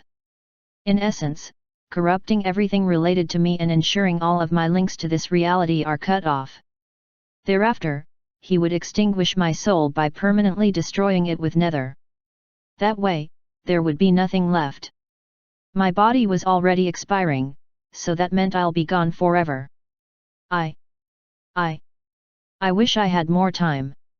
In my final moments, my thoughts began to plague and hound me. I couldn't help but think of so many things that I had pushed back for so long. My past life, my friends, lovers, family. I remembered my parents, both in this life and in my past life. I remembered my lovers, both in this life and in my past life. I remembered my friends, the ones I had in this life and in my past life. As both lives flashed before my eyes, I realized how much I wanted to live. How badly I wanted to cling to existence. When I died in the past, I had accepted it. I was fulfilled save for one regret that I had. Magic. I had wished to use magic, and in this life, I had far surpassed the level of anyone I knew in my past life except maybe Solomon and perhaps Lilith too. I wondered where Lilith was now, and I wondered if she eventually found the peaceful death she sought. In the end, these two were the only ones I could not surpass. The rest never stood a chance. I have developed more magic theories in this life and even invented anti-magic. I have done so much, and I've had so much fun. The only regret I could never let go of in my past life had already been fulfilled. And even though I never reached the pinnacle of magic, this much would have satisfied the me of the past. But, not anymore. Magic or not, I now have more regrets. More reasons I simply can't die. I realized now what Alphonse and my other friends had been teaching me about how magic means nothing without people. I saved my academy. I saved the kingdom. I just fought a being that is capable of destroying the world. I have had my fair share of adventures and heroics. This was more than enough for people to remember me by. However, therein laid the problem. There will be no one left. If I died now, everyone would die too. The very thought of that hurt my very soul, far more than the nether that had nearly completed its task. The death of my friends and family, everyone I care about, weighed heavily on me. I so desperately want to live to prevent any of the chaos that was about to come. Unfortunately, I was too powerless to do anything. My body had long expired now, becoming one with the nether. My soul was nearing disintegration, merely a breath away from utter destruction. It seems I won't get to see anyone ever again. Everything slowly vanished. Memories and experiences faded away. Jane, Aurora, Anna, Edward, Stefan, Jerry, Yvonne, Freya. All of them came and went, like flashes of light. Kuzan. I wish you were here. Maria. I'm sorry. Carla, forgive me. The memories of my other friends and family overlapped and then vanished, all turning dark. In the end, there were surprisingly only 3 images left. Lamy, forgive your father. Naren, where are you? Finally, the last single thought that remained shined ever so brightly. It shone in the ever-growing darkness. The memories of this person were corroded by the murky depths of despondency, and I could not do anything to prevent this. I could only watch. Amelia. My thoughts desperately called for her. The moment she vanished, I knew it was over. But, what could I possibly do in this state? Rho alpha d alpha n nu Absolutely nothing. The end was here, and the memory was completely consumed. The moment this happened, everything went dark, and I found myself sinking into the jaws of non-existence. The abyss called for me, and I ceased to exist. Hey! Maria's eyes popped wide open in shock. She swiftly rose from where she lay, seating upright instead. Hey! Take it easy. You need to rest. Ilrich's voice brought her out of the daze that enveloped her. She glanced at him with widened eyes, her face depicting pure confusion. Something about her stunned expression showed horror that could not be described. I felt Jared's soul brand vanish. She whispered, still trying to wrap her head around the whole thing. Oh, yeah, me too. It probably has something to do with that. Ilrich pointed at the sky, and for the first time, Maria properly looked above her. The skies were covered in pitch-black darkness. Dark lightning struck without end, and the air was chilly. Around her, Maria could see many dead birds. All the beings that occupied the sky were already down dead due to their exposure to the dark clouds and the element that caused it. P alpha and D alpha no one o nether. She whispered. Indeed. It is spreading at a fast rate, and I fear this is only the beginning. Who was to say the lands wouldn't be covered by nether next? If that happened, wouldn't that mark the end of every being who couldn't use ether? The death of everything that existed. Jared, he's in danger. I need to get to him. Maria's voice quivered. Clearly, something had gone wrong with the plan. Jared needed her now. No. Not yet. We need to ensure the safety of everyone in the other nations first. Not many people can utilize ether. What of the innocents? If the skies are being covered in nether, I fear what will befall all of them. But Jared is. I'm sure Jared would want you to do the same. We need your Pope to protect them, and my tower to help move them to safe ground. Ilrich had pretty much reached his limit by putting the denizens of the Eastern Kingdom in his pocket dimension. He would have loved to stuff the whole world inside it, but he didn't have enough power for that. Create a massive dome, like last time but bigger. That will create a sanctuary for those we'll be saving. Set it up here. I'll travel around and transport those I find to this place. In essence, she had to keep the people safe, while he brought them to her. Oh okay. Good. Barija and the others will stay here with you. I'm off. Before she could say any more, Ilrich vanished. It was clear from his tone that he was in a hurry, and that he was extremely worried. Who wouldn't be, with the darkness spreading to every region in the world? But, Jared. Maria muttered. Something in her heart felt empty, and her soul ached. Still, she couldn't abandon the many innocents who needed her aid, could she? Now that she was awake, she felt much better enough to protect the ones she could. Sanctuary. Thus, her massive white dome began to form. As she created this shelter, however, Maria could not help thinking about the boy she loved.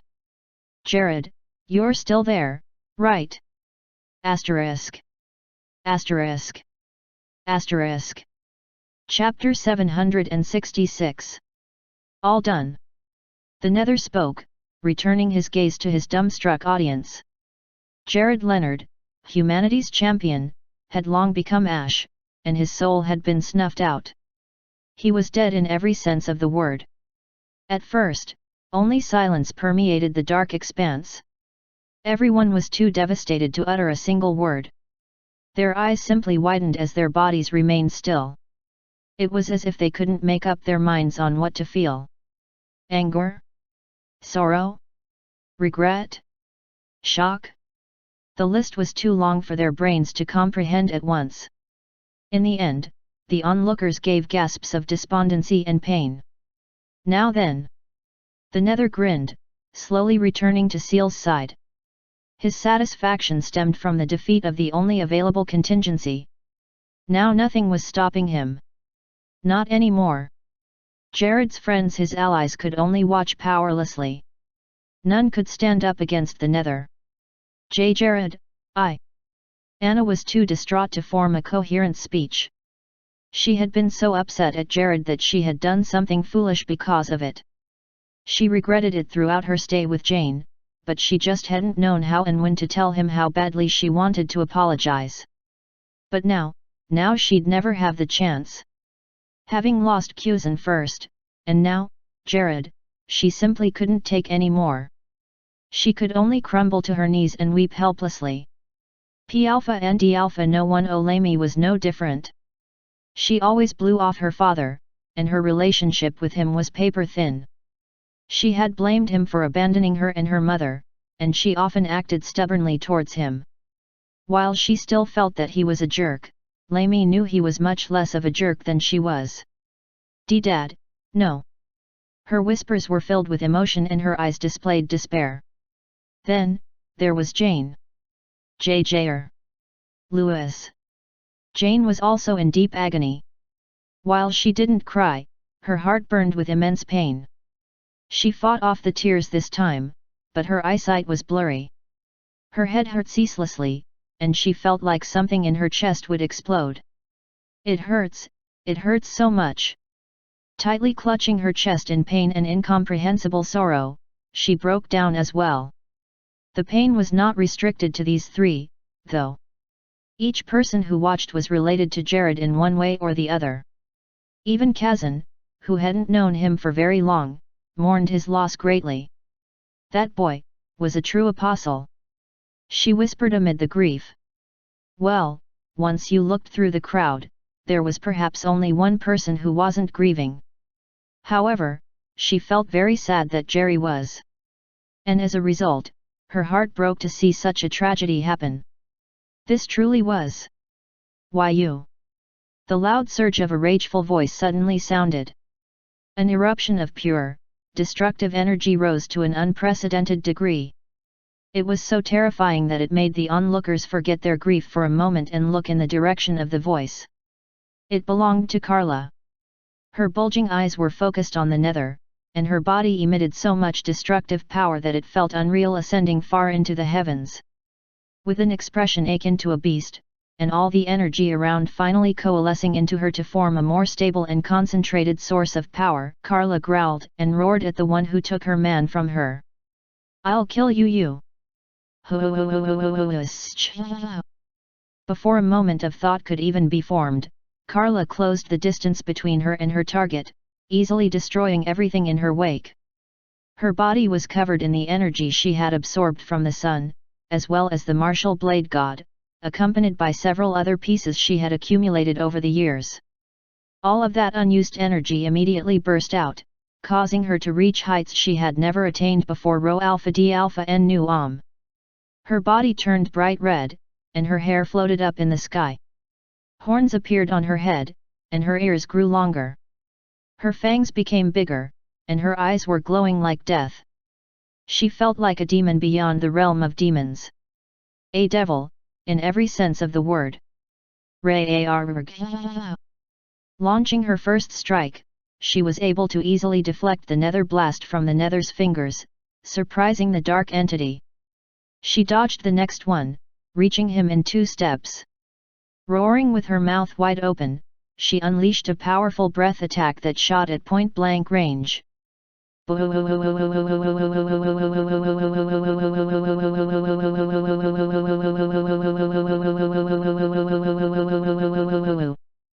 ground, the moment it received her strike instead of the nether, shattered, sending debris around. Her power was enough to destroy the earth so much so the water underneath it began to surge. Ignoring the repercussions of her attack, Carla lunged straight for where the nether had vanished. What a beast! He stretched out his hand and unleashed a blast of nether. It corroded her body instantly, killing her off. However, she appeared once more, grabbing the nether by the throat as she violently hissed. What? A mere touch of his body caused her to instantly decay. However, she soon appeared once more, tightly holding him in her grasp. What are you even doing? The energy in her body became unstable, and she went critical. In no time, she self-destructed. The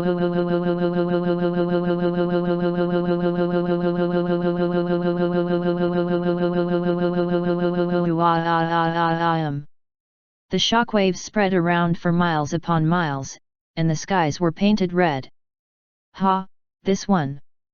The nether emerged from the blast, just as unscathed as he was from the earlier battles. Carla also emerged, completely fine as well. You're interesting. So you can't die, huh? I see. The nether's grin widened in a sadistic manner. You shouldn't be too certain about that. Carla was ready to strike again, this time her body was covered in dark scaly armor. It seemed to improve her defenses, but she was more concerned with offense. Her wings transformed into pure energy, and her body followed long after. Now as a form of energy in a dark gleaming casing, she moved to strike down her enemy, one who was simply laughing as he watched her approach. This time, you'll stay dead. Asterisk. Asterisk. Asterisk. Chapter 767. The island was breaking apart already. Thanks to the deep hole Carla caused, and the other levels of destruction that she wreaked, the seabed was seeping onto the land, and the water levels were rising. No, it was more accurate to say that the land was sinking. It was slowly plunging deep into the dark waters. The murky liquid that was now the sea took the same form as the skies. They were black and purple, oozing nether, and radiating pure poison. Let's find higher ground. Kazan told the rest of the distraught allies that were with her. With Jared gone, their defensive array was gone, and overexposure to nether would affect them adversely. In the end, she would have to rely on the arcanas in their possession to protect them. I can create projections with judgment. Said the one called Sierra. P-alpha and D-alpha no one if she made a stable platform for them, away from the wreckage that was currently taking place, they could survive. They could also surround themselves in the ether projection, protecting themselves from the danger below. All right. Let's do this. Kazan encouraged Sierra, and she did as she was told. Now in a safe location, observing from a position not too high, but also not too low, the group watched the mad dance between Carla and the nether. They could also see Seal watching from her heights, and the martial blade god in meditation. For the latter, nothing around him had been destroyed yet. Whether this was a coincidence, or whether it was simply a testament to his power, was beyond the scope of their concern at the moment. Shouldn't we assist her? Jerry spoke up, looking at the way Carla struggled to land hits on her enemy. Even when she did, she couldn't damage him. Perhaps together, they could stand a chance. I agree. Yvonne supported the idea as well. While a majority of the team was in a slump because of Jared's death, not all of them were too far gone to be called back. What could you possibly do? Look at her. The level of destruction she's causing, and the speed at which she's going. She's matching the nether's pace, and she still hasn't suffered any real damage. Biruel interrupted the boys and sighed. If we try to help, we'd only get in her way and slow her down. He added. They were all simply too weak. Compared to Carla, or the nether, they were mere pebbles if not lesser. She's much stronger than I thought. What a monster! Biruel began to wonder if she would have actually been able to defeat Kido if she'd tried. However, this wasn't the time for such comparisons. He also hadn't seen Kido at full strength, so comparing the two was ridiculous. But we have arcanas, don't we? Let's help her kill that son of a bitch. This time, Lamy spoke. The anger in her tone indicated a righteous fury that she wanted to expend on the enemy. Exactly. We can keep up if we use our arcanas. Take my justice for example. If we... It's useless. Don't even think about it. Kazan interrupted Edward's rousing words. She felt the boy was too optimistic for his own good, and the same applied to a lot of people in the group. Or, was she the one being pessimistic? No, she was just more in touch with reality. Arcanas won't work on the nether. Not only is he from another world, but he also possesses all the arcanas as his base. His constitution will nullify your arcana's effects. Once she said this, the expressions of everyone instantly fell. The arcanas are designed to be used in this world. Their formulae exist to affect the laws of this world. It's tricky to use it against a being such as the nether. In fact, without enough of this world's essence or atmosphere, an arcana could be useless. And, this reality is slowly being eaten away by the nether Rho Alpha D Alpha. There could come a time when the arcanas wouldn't work on the laws any longer. If the laws became perverted, then the relevance of the law-bending objects would cease to exist. Kazan couldn't even bear to look at the faces of the people with her. How could she tell them that their situation was hopeless? That their world was bound for destruction? So, we can't do anything.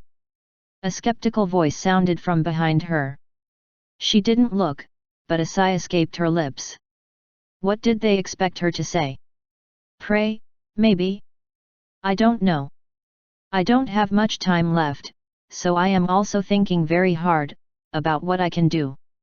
Hopeless silence enveloped all of them as they helplessly watched the battle between two monsters. All of them, without exception, hoped for the Crimson One to win. Asterisk. Asterisk. Asterisk. Ha ha ha. I've caught you now. The Nether grinned as it held Carla by her neck. The nature of your soul is interesting. So, it keeps getting restored even when it is extinguished, I see. He tightened his grip on her throat and then sent his power flowing straight towards Carla's soul. His overwhelming energy held her in place while he did all of this. I'll simply utilize the same trick I used on that other fool. I'll synchronize with the frequency of your soul and destroy all of them. You won't be returning. And so, he did. He seeped his power into Carla's soul, gaining access to the numerous ones that existed in a multitude of places. Smart. You stored them in a pocket dimension. But that's too bad. I can reach them using your soul as a window. It was time for her to die, and he was going to do it in the most satisfying way. However, what is this? The Nether was not expecting what came next. How is this even possible? Asterisk. Asterisk. Asterisk. Chapter 768. The Nether could not believe his eyes, or rather, his senses. What am I looking at here? He asked himself. Throughout his life as a primordial entity, he had never seen anything like this. It was quite intriguing. As soon as he utilized Carla's current soul to reach the stockpile of souls she had, the Nether had begun to eradicate them. However, the moment he took one down, two more took its place. Her souls were in a constant state of multiplication and he took that into account. That was why he sped up his corrosion and tried consuming as many as he could at once. However, the moment one was consumed, two appeared, thus by destroying billions and trillions of souls, even more souls surfaced. It was like a never-ending game. And what is this now? The new souls are resisting my power. The corrosive effects of his Nether had been dampened, and he was amazed by it. Carla now had more souls, and she was less prone to dying than before. She had gotten much stronger and more resistant to him. It was as though she was on a constant stream of evolution, and if he didn't stop, a time could come when she would be completely immune to his power. To prevent that, the Nether had to admit his loss and halt his corrosion. You really are immortal, he muttered. I'll kill you, was all she could release from her lips, before once again overcoming his hold on her and exploding brilliantly.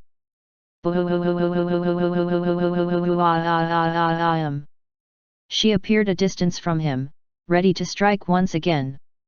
Concepts such as exhaustion were foreign to her, and her focus was solely on her target, one who remained unscathed despite her many attempts. It's pointless. Do you not see? I cannot kill you, but you also do not have enough power to damage me. We're at a stalemate. The Nether grinned. Seal, from her position, expressed surprise at this. She couldn't believe her master could make such a statement. He even went as far as praising the woman in front of him, just as he'd once praised her in the past. And no way, does he? Her eyes widened as she looked at Carla with jealousy and fear.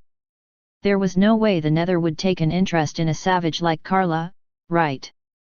Unfortunately, you are too deep in your grief and rage to consider a proposal from me. Mind control and other measures don't seem to work on you either. Your body must be resistant to those. The Nether didn't seem keen on keeping her as an ally, much to Seal's relief. However, it begged the question of what exactly he was going to do with this discovery he had just made. I'm quite occupied now. So, I'll save you for later. Your power will be very interesting to observe.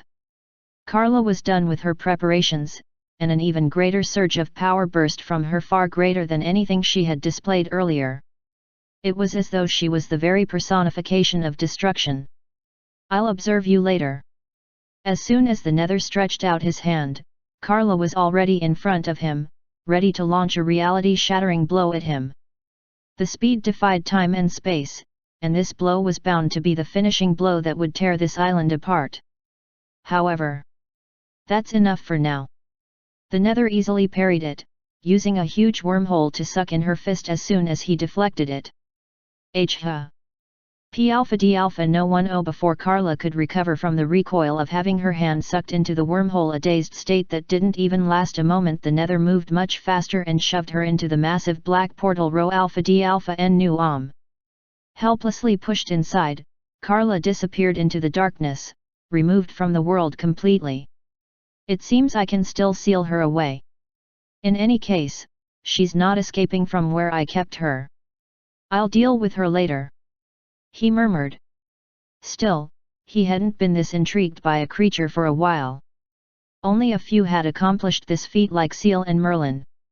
The last person that had really attracted his attention was the one who was responsible for the current overlapping of his memories. That one, Jared, he showed promise. Maybe it was because he was still young. He was not as strong as I'd have liked. Ultimately, none of them could prove to be of much trouble to him, at least, not anymore. Master, how do you feel? Seal's voice broke the Nether from his thoughts, causing him to look in her direction. He felt like he could tell her the honest truth. I feel weak. As much as this body has managed to contain my energy without getting destabilized, there's still so much power I haven't tapped into. The consumption of this world is progressing slowly too. I apologize, Master. I am sure it'll acclimate and you'll gain your powers as time passes. Seal bowed frantically, truly displaying her fealty. Like a dog. The Nether grinned as he looked at her. Seal was definitely not the most interesting person he had met, but she was the most loyal. That ensured stability, as well as a guarantee of the success of his ambition. As long as she existed, he would always be guaranteed a way to return. That was why he liked her so much, though he had to admit that she was weird. In any case, I say it's time we deal with the leftovers. They shouldn't pose much of a challenge to me. Should I do it for you, Master? Seal asked with puppy dog eyes. No need. I'll do it myself. I have nothing better to do, after a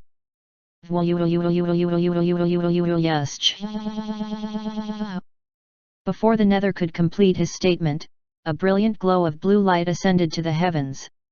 It lit up the darkness above, making everything bright. Both the Nether and Seal looked in the direction of the glorious burst. It came from a single person, the martial blade god. Misty breath escaped the swordsman's lips as he focused his gentle gaze on the Nether. I'm ready. Asterisk. Asterisk. Asterisk. Chapter 769. I'm ready. The martial blade god spoke calmly. His form was simple, a blue kimono, with his normal-looking blade on his hip. Even after meditating for so long, he still seemed like the same person from before. You're the martial blade god. The Nether spoke, narrowing his gaze as his eyes turned purple. Indeed. Per my agreement with Seal, I shall be facing you in an all-out battle. He reached for his blade, keeping his gaze on the floating Nether. The Nether glanced at Seal, and the woman nodded with a smile. Her expression told him that he was serious, and that the battle itself would be one of the same nature. I see. Since I have time to spare, I might as well do it. The Nether shrugged. I appreciate it. This time, the martial blade god did not bow. Neither did he show any of his usual courtesy to the Nether. His gaze was indeed calm, and he displayed no animosity. However, he was also not being cordial. In this state, he unsheathed his blade and took his stance, waiting for Seal to move out of the way. She did so almost immediately. Now, then, how should we do this? From what I have been informed of, you were very instrumental in my return, and it was all for this battle. So, how do you want it to go? The martial blade god gave a very simple answer, one that made him seem extremely crazy. Go all out. I want to fight you at full strength. This was the only answer he could give. After all, he had sacrificed a lot to reach this point. He had caused the deaths and destruction of so many people. He had committed unspeakable atrocities, all for the return of this monster. And now, it was time for him to claim his prize. If I go all out, you won't be able to bear it. The Nether's words brought a smile to the face of the martial blade god. P Alpha and D Alpha no one. When was the last time someone had shown him such consideration in a battle? Usually, he was the one saying it to others. And that was because he was simply stronger than them. That's right. The luxury of giving consideration to an enemy was the luxury owned only by the strong. At the moment, he had lost that right. The enemy in front of him was stronger. Very well. Then, fight me until the very end. All right then. If it becomes too drawn out, I'll just end you as soon as.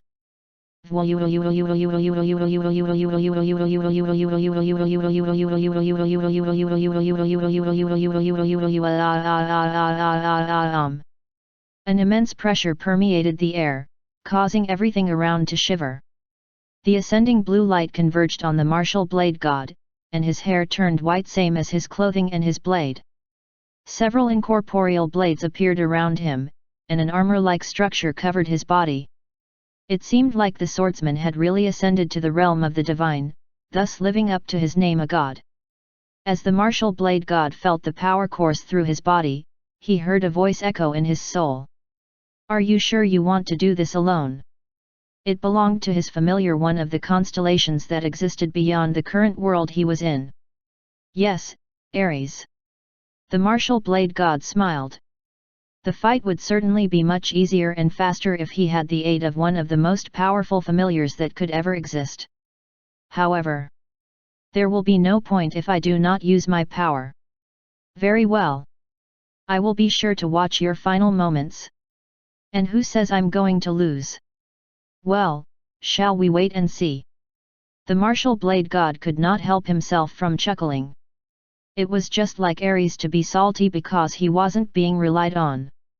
Still, who could blame a familiar that wasn't being used by his wielder? Haha! I'll give my all. There shall be no regrets. Suddenly, the martial blade god could feel it. He was slowly reverting to how he used to feel back when he'd just started practicing martial arts, back when he hadn't been so peerless. The thrill he felt when he learned his first set of techniques. The excitement he had when he fought his first opponent. The joy he felt when he won his first battle. The fulfillment he had when he created his own martial techniques. All those emotions had been numbed due to a lack of stimulation. But now, facing an opponent that was far stronger than he was, the martial blade god could not help but feel the rush of long-forgotten sensations. It felt amazing. Rho Alpha D Alpha N Nu Om. Here I come. In a powerful leap that destroyed the entire foothold that was perfectly fine a moment earlier, he lunged straight for the nether. His blade was fastened to his grip, and his mind blades went ahead of him to strike down the nether. Instantly, the Neth also brought his own darkened blade and parried the blades that were launched, prepared to cross blades with the martial blade god. Space parted as both parties swung their blades. However, dark liquid spurted from the nether as the exchange ended. Wow! I never expected this. You are.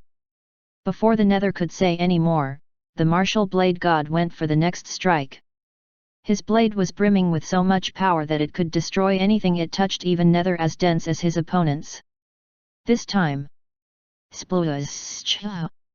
more darkened blood leaked from the nether. I underestimated you, Et. The martial blade couldn't access most of his abilities due to the nether's influence around him and the nature of his being.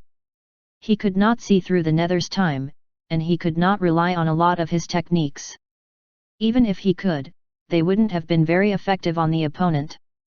In such a situation, there was only one thing he could do. He threw them all away.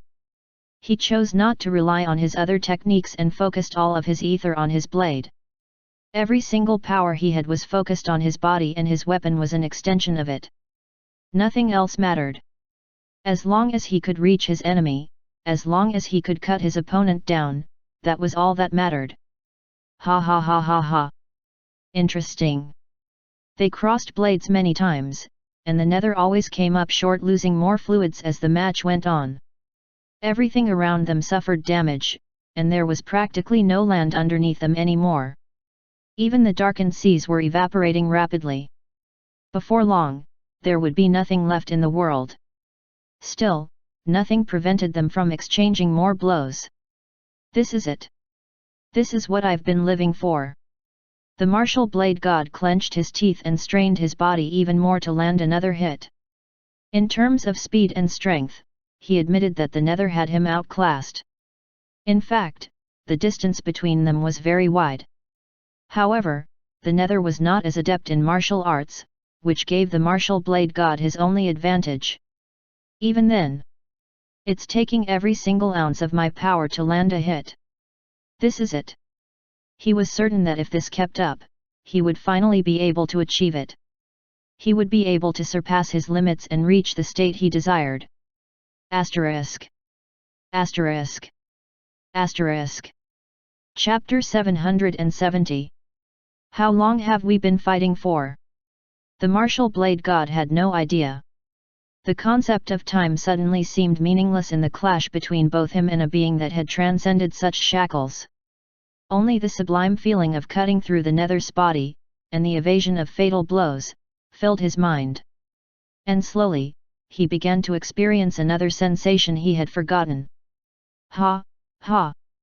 He was running out of breath. His swings became sluggish. His bones ached. His muscles hurt with each convulsion. His body was already showing signs of exhaustion. So this is how it feels. I had forgotten. The nether now had the upper hand, pushing the martial blade god on the defensive. He had lost the advantage, and was now barely keeping up. He was in a very precarious position, drawing closer and closer to death. Yet, the martial blade god was smiling. No, he was laughing. Like a madman dancing in the presence of imminent destruction, he did not cease his cackles of insanity. Even as his body began to receive hits from the nether's blade, he kept up his cheerful state, he kept up his excitement. His body screamed in pain, but that did not prevent him from enjoying every moment of it. The constant stream of nether energy that corrupted his body was purified by the high concentration of ether in his body, and his wounds kept healing. However, the rate of damage, and the intensity, made him more and more wretched the longer he fought. His wounds healed slower than before, and his wounds kept getting more. He had finally reached the limit of his strength. The nether, however, seemed to be getting stronger. It seemed the gap between them only widened the more he swung his blade. Yet, what could he do except swing his blade? His body was weary, yet he couldn't stop. Until... clang! The very blade he took pride in, shattered. With his blade of light broken, and the nether's next strike approaching him, the martial blade god realized this was the end. His hair was ragged and his breathing was uneven. His body was mutilated. He was in a miserable state. He could no longer move too. Is this the limit? He thought to himself. Could he not go even further than this? He watched as the blade closed in on him, unable to do anything. His thoughts were in a calm still, and yet he pondered the futility of all this time. Did it really not exist? Now that he had stopped swinging his blade, he could feel it. He could see the answer that had been right in front of him this whole time. It does exist. Only when he stopped swinging his blade did his mind open up to a new reality, the realm he had sought for so long. Enlightenment. He shed his old body that very moment, escaping the expired shell that kept him trapped for so long. The nether blade was only able to kill that body of his, but his soul was finally freed. The soul achieved a new body, one that was incorruptible, undefiled, and transcendent. The martial blade god's hair was still white, but so was his entire body. His clothing took on the same mantle, and he was shrouded in energy that could not be defined by mere mortals. So this is the primordial waters, he muttered. P alpha d alpha. No one. Oh, the calm, blue gaze of the martial blade god was no longer on the surprised nether entity a distance from him. It was way beyond that. His senses extended beyond the world and went far into the dark reaches outside of it. Rho alpha d alpha n nu The other planets, the cosmos. The martial blade god was now one with the universe. So this is what you see, the state of this realm's existence and that of the others. These infinite strata. I see. What the martial blade god now understood to be the world was much more different from what he had expected.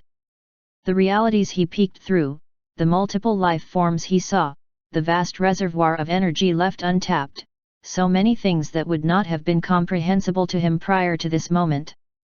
But now, he saw them all. Oh! This is surprising. You've broken through to the primordial stage, the nether commented. A dark gleam of both anticipation and caution was displayed by this malevolent entity, and he finally had to admit the truth standing in front of him. My current strength is no lesser than his. This is worrisome. It looks like I'll have to go all out. He worried that his vessel would not be able to handle all of his power, but at least there had to be a certain threshold it could take. Either way, he had to do it, else elimination was a possibility. I will be going all out now, the nether proclaimed to the martial blade god. As will I.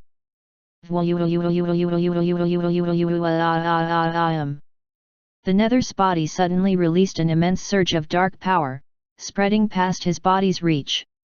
He slowly began to expand both in size and power. His initial form paled in comparison to the new state he was reaching.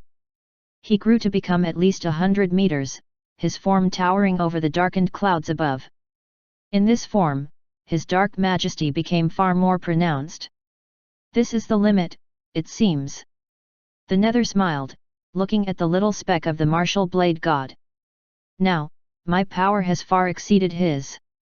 The nether's influence was already supreme. No one could stand beside or around him.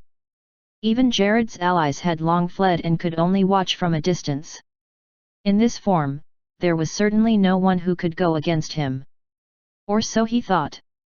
Martial blade god final technique, martial peak.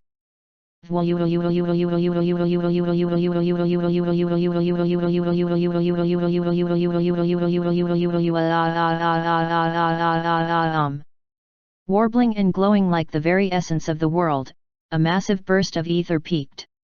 It cut through the heavens and dispersed all of the filth that encompassed the progenitor of said power. The ether was simply too powerful, enough to reverse the corruption that had been done around it. And then, from this brilliant burst of ether emerged the martial blade god, or rather, his avatar. Standing exactly 100 meters tall, the being made of pure ether manifested completely. It looked like a martial artist, like a more incorporeal form of the martial blade god himself. This projection felt as incorporeal as the mind blade and yet as real as a tangible energy. It transcended explanation, and the pressure it exuded was impossible to resist. This avatar had a blade that was strapped by his waist, and its kimono flowed, almost as if it was as soft as fabric. Light armor appeared here and there, and his face was left completely blank save for the never-blinking eyes that kept a constant gaze on the nether. As for the martial blade god himself, he was at the chest portion of this being of pure energy. He stood in a casing-like chamber there, and lines of ultra-thin energy converged into his chamber like nerves in the body, all connected to the main source. This was his trump card, an invincible, perfected form of a warrior. The martial peak. Asterisk. Asterisk. Asterisk. Chapter 771. Standing opposite each other were two giants who could only be described as gods. Their powers were unrivaled compared to all of the onlookers, and their contrasting elements caused the world above and below to react disastrously. You've exceeded all my expectations. The Nether spoke, his voice thundering as his massive form prepared to clash with the martial blade god's perfected form. I'll be killing you now. It was beyond surprising that a human could ever get to the primordial stage of power. It was the greatest any one person could wield, and it wasn't meant for mortals like the martial blade god. A man who seeks to be a god. I will not allow it. The martial blade god had long gone mute, his determined gaze, and the imposing stance of his martial manifestation, were enough to display how much he wanted to win. And the lengths he would go to in order to achieve it.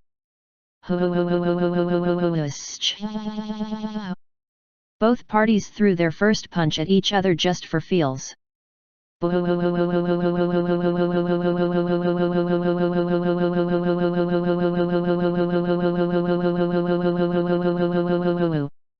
The resulting shockwave would have been more than enough to destroy an entire island.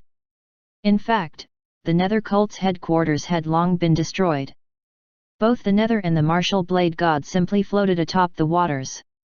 The water was bright on the martial blade god's side, while it was murky and dark where the Nether stood. Enough of this. Deciding to take things many levels higher, the Nether flew high into the sky, releasing several blasts of Nether at his enemy. Several blasts appeared from multiple directions, and they converged in the martial blade god's direction.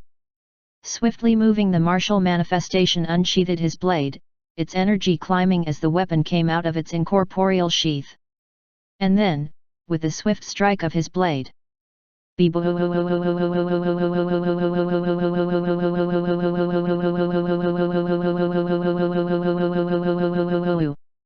everything was instantly leveled.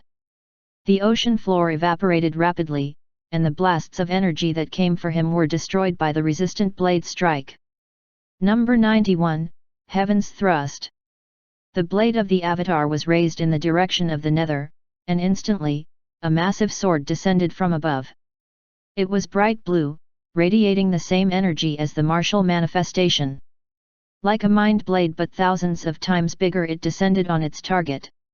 It was more massive than the Nether and the Avatar combined. It fell with such speed and ferocity that it took the Nether by shock. The blade sent the powerful being falling from the sky. The Nether, in a fit of rage, utilized more ether, instantly breaking apart the blade before he could touch the surface of the water. Never before had he faced such humiliation from a single human. I've tested the waters long enough. Why don't I try actual magic? With his body acclimated this far, the Nether felt he would be able to finally achieve utilizing actual spells and not simple tricks with Nether. Spatial collapse, he spoke, pointing at the martial blade god's avatar. Instantly, what seemed like a black hole appeared under it. It gleamed dark purple, and it rapidly swirled, sucking everything into it. Rho alpha d alpha n nu om. The last bit of the water was sucked by the black hole, and it was hungry for even more. The swordsman's avatar did its best to escape, but the pull of the hole was surprisingly too strong. Number 95, Heaven's Purging Array. Instantly, several giant blades like the one from earlier, descended from the sky. The blades all dropped to the edge of the black hole, circling the whole thing.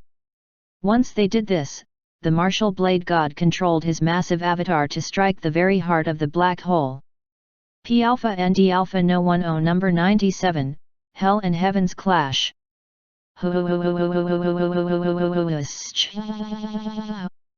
The swift motion of the avatar was followed up by two contrasting kinds of energy on its blade. A crimson and azure aura danced around the martial blade god's blade, and it descended upon the black hole, destroying it instantly.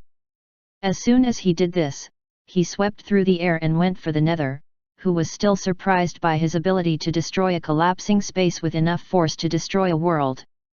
Yet, with a series of attacks, something like that was destroyed in no time. It was unbelievable. Here he comes again. The martial blade god made to strike the Nether down, but he easily teleported behind him.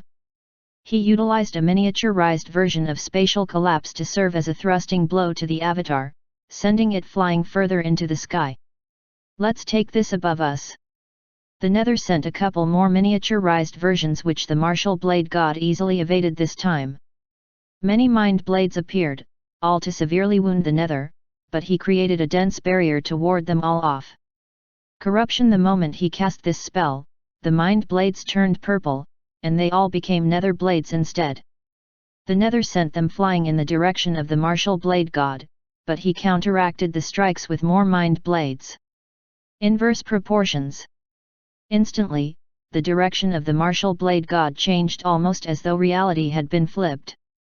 The further he tried to get away from the enemy, the closer he got. The Nether easily closed the distance between them like this, creating a blast at the center of his palms. It had an especially high concentration of Nether. Number 098, Heaven's Ascent.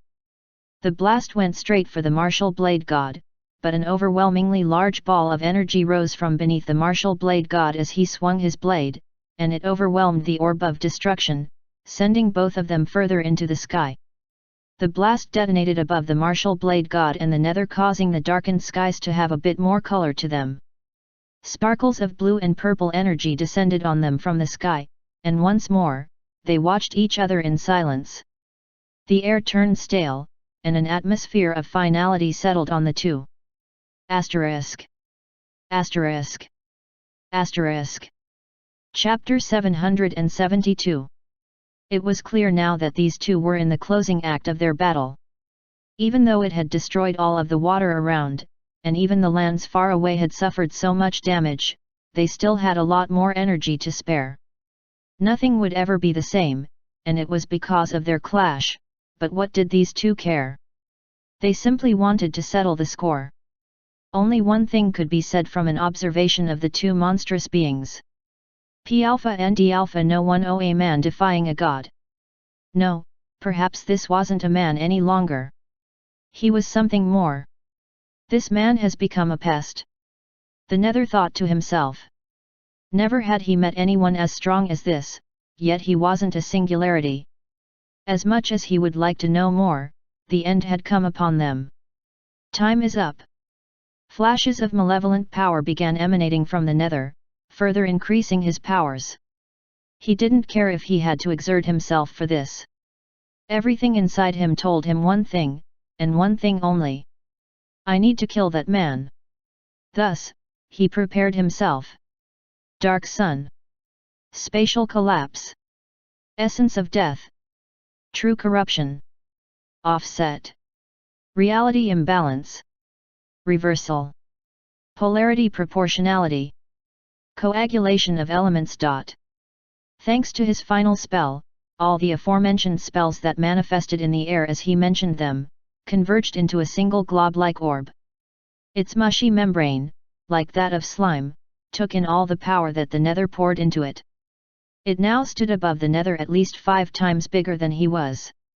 This pure black blob of an orb was on standby, ready to fall and crush the martial blade god and everything around. This will destroy everything and everyone. The Nether smiled. It had enough power to kill everything in this world, to be honest. As much as the Nether wanted to simply absorb the entire world, he wanted to kill the martial blade god even more. With this move, albeit quite extreme, he was bound to die. Now what will you do, swordsman? Asterisk. Asterisk. Asterisk. The martial blade god felt a lull within him as he stared at the imminent attack of the Nether. It contained a lot of power, too much power. I'm not sure I can match it. The martial blade god smiled regardless. This was going to be his final hurdle, and he knew that deep within his heart. Now that he had become one with a much bigger realm outside this world that he inhabited, the martial blade god had a broader perspective on everything. I can stop that attack, he told himself, gripping his blade tightly while staring hard at the powerful, world-defying concentration of power. The Nether must be giving it his all now. It's only fair that I do the same. He was now going to use his strongest technique.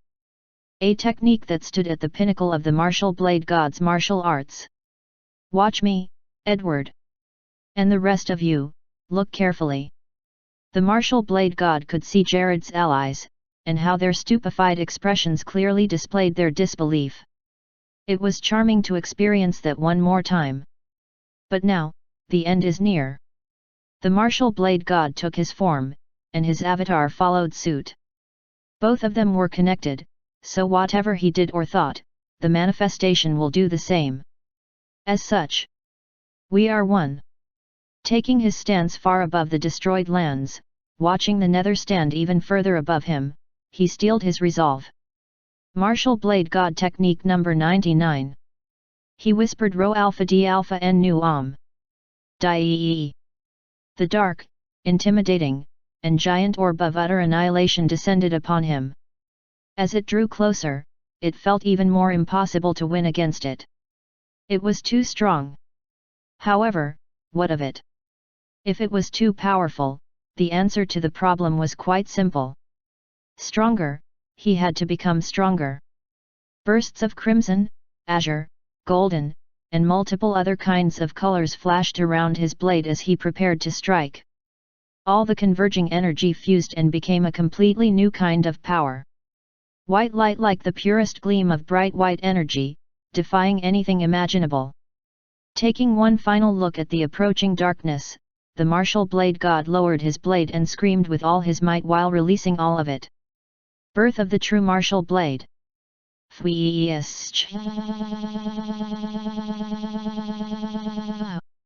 In one swift motion, this ascending strike rose to meet the target, hitting the powerful descending darkness. Gah!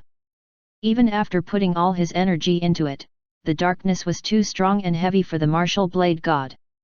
It pushed him down, consuming his martial manifestation, and eating up his blade too. In moments, it was clear who the victor would be. The martial blade god did not give up, though.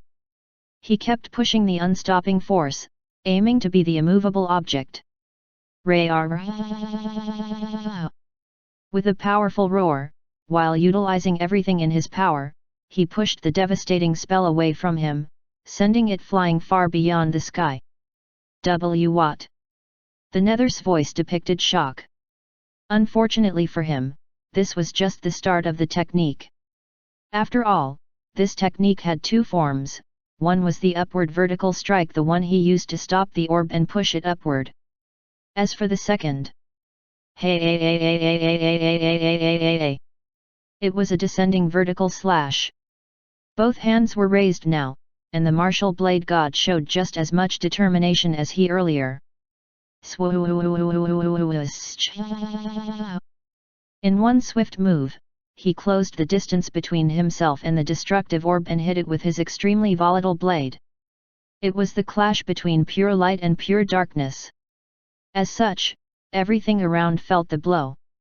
The entire world shook as a result of the clash between the unstoppable force and the immovable object. One would have to move eventually, or else the world would rip itself apart. And the one who moved was, of course, the one without a blade. Asterisk. Asterisk. Asterisk. Chapter 773. What am I looking at? Edward could not count how many times he had said this to himself, whether with his lips or in his mind. He was too flabbergasted to think straight, but his eyes and senses did not remove themselves from the sight before him.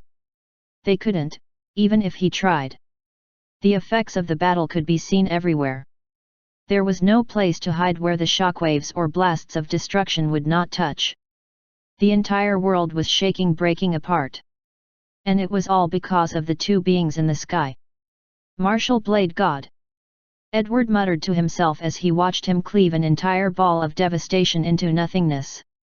The blast was sent beyond their world, and the shockwave shook the whole planet once more. Edward knew what would have happened if it had been allowed to explode just a bit closer to civilization. It would have marked the end. All Edward and everyone else could do now was watch the sparks in the sky, and the supernova that painted the expanse above them. He and his allies were currently being protected by the joint efforts of everyone's magic, and they were quite a distance away from the battle that was taking place. Even though they maintained their distance, it was only for safety. They hadn't forgotten their mission of stopping the Nether. Fortunately, the areas that had been affected were devoid of living entities, the work of Ilrich, they suspected. My scout will confirm, Biruel assured the team, so they only focused on the Nether, waiting for when their turn would come. However, after watching all that had occurred, all the power being displayed by both the Nether and the martial blade god, they weren't so sure about what to do anymore. What else could they do, but watch and pray? Even though they all had multiple thoughts in their minds, and several impressions of the martial blade god, the allies were similar in one respect. Their minds were connected on a particular matter. They prayed for the martial blade god to emerge victorious. Whether he was on the side of good, evil, or neutral, everyone internally agreed that the martial blade god was a better side to support. As such, even from their distance, they all wished the best for humanity's current champion, the martial blade god himself. Asterisk. Asterisk. Asterisk. HAAA. The martial blade god smiled. Once again, he had surpassed what he considered his limits. He had been able to deflect a world-breaking attack, sending it far beyond their world before it could explode. Unfortunately, it had expended all the energy he had. I would have had unlimited ether if it weren't for the compromised state of this world. I suppose it's only expected because of the Nether's presence. No, that wasn't the only reason. I'm not a singularity. Singularities had a personal bond with ether, and a straightforward channel to the power that brought it about. Unlike singularities, he had to rely on the power he had amassed from reaching such a height, and his allocation was limited. If the Nether wasn't here, things would have been different, but what could he say? There were no excuses he could make. I always knew this. A smile of satisfaction spread across his face as he watched the Nether's face scrunch up with shock. You look stunned, Nether. Why? Was my performance that spectacular? The martial blade god smiled. Yes. You are more amazing than I gave you credit for. The dark entity spoke, his voice a troubled calm. Really? Well, may I ask a question? Once he saw the Nether nod, the martial blade god proceeded with his question. Among all the humans you've ever fought, am I the strongest? For a moment, silence reigned. Both entities stared at each other with nothing but honest eyes. It was as though, at that moment, they were not enemies. No. You are not. The Nether finally replied. Oh? Is that so, Rho Alpha D Alpha? En Nu. There are two who I will consider stronger than you are. However. The Nether's face tightened, almost as though admitting defeat. You are the first to have ever pushed me this far despite utilizing nothing but your power. You used no familiar, and neither did you have any assistance from allies. You also never relied on the main source for power, since you are not a singularity. The martial blade god remained still, unflinching despite the Nether's compliments. Singularities are anomalies in this world. They are special beings chosen by the root itself as its representative.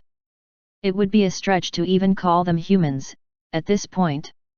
The Nether sighed, now smiling. I have changed my assessment. You are definitely the strongest human I have ever fought, undeniably so.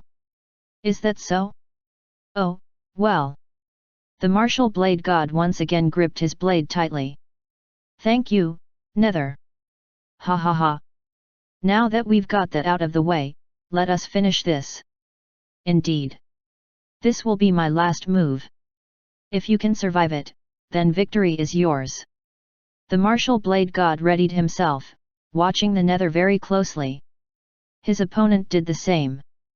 Both parties seemed to be waiting for the other to move first. However, after taking a proper stance, the martial blade god finally lunged straight for the Nether.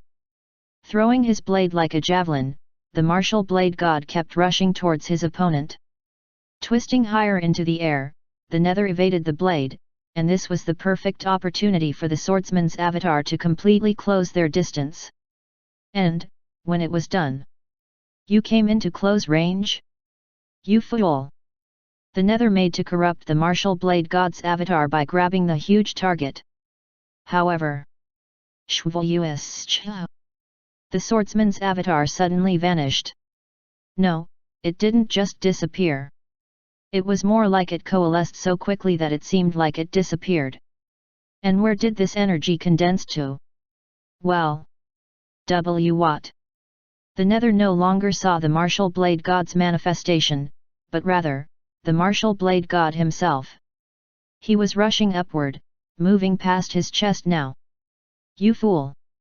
Now that you're out of your shell, I can easily. Before the Nether could conclude his statement, he was distracted by the hand of the martial blade god. Every ounce of energy that belonged to the avatar could now be spotted on the fist of the martial blade god. And that fist was headed straight for the Nether's jaw. I won't let you. The Nether made to intercept him, but the flying blade that was evaded earlier suddenly appeared and pierced him from behind, causing yet another moment of distraction. And then... The blunt force of the combination of all the power gathered on the martial blade god's fist sent the entire area into utter chaos, and it also sent the Nether flying out of the world. This is the end. My final move. The martial blade god whispered, flying straight for the Nether. He swiftly caught up to the completely stunned and utterly damaged Nether, too occupied to offer any resistance, and unleashed all the power left within him in the most powerful way possible. A concentrated, decisive strike.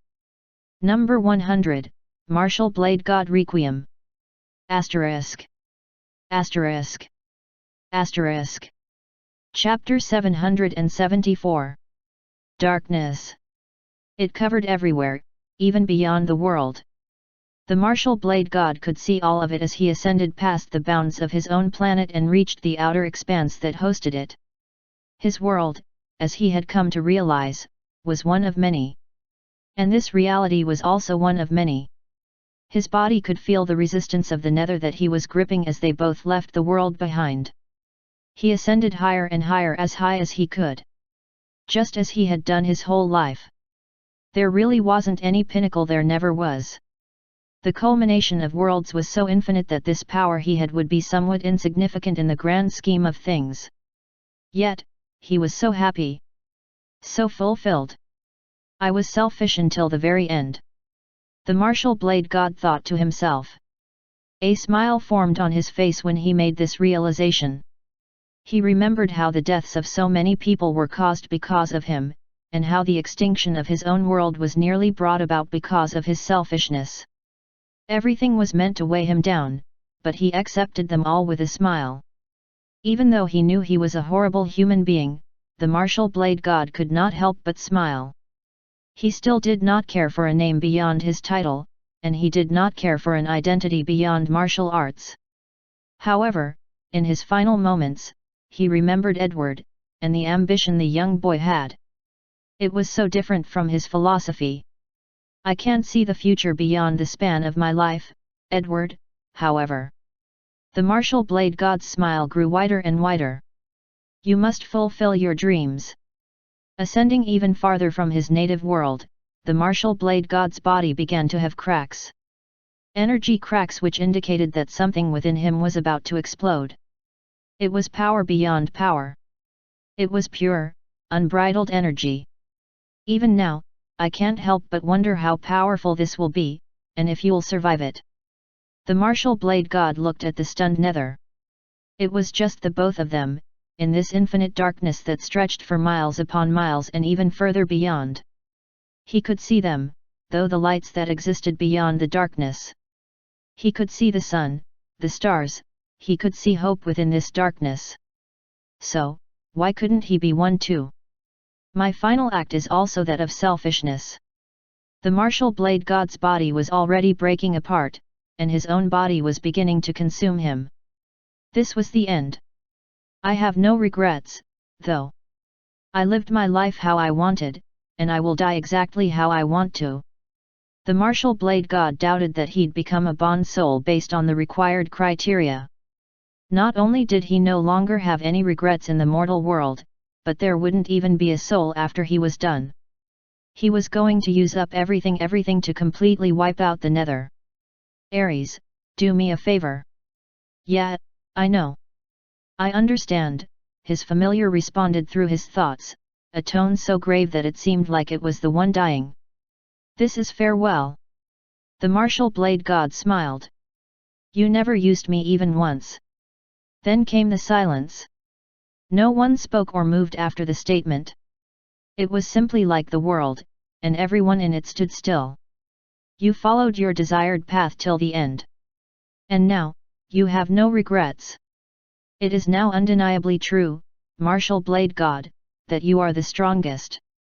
Hearing it at the end of his life wasn't so bad, after all. I am, the strongest, Rho Alpha D Alpha N Nu Om. And then, the eruption began.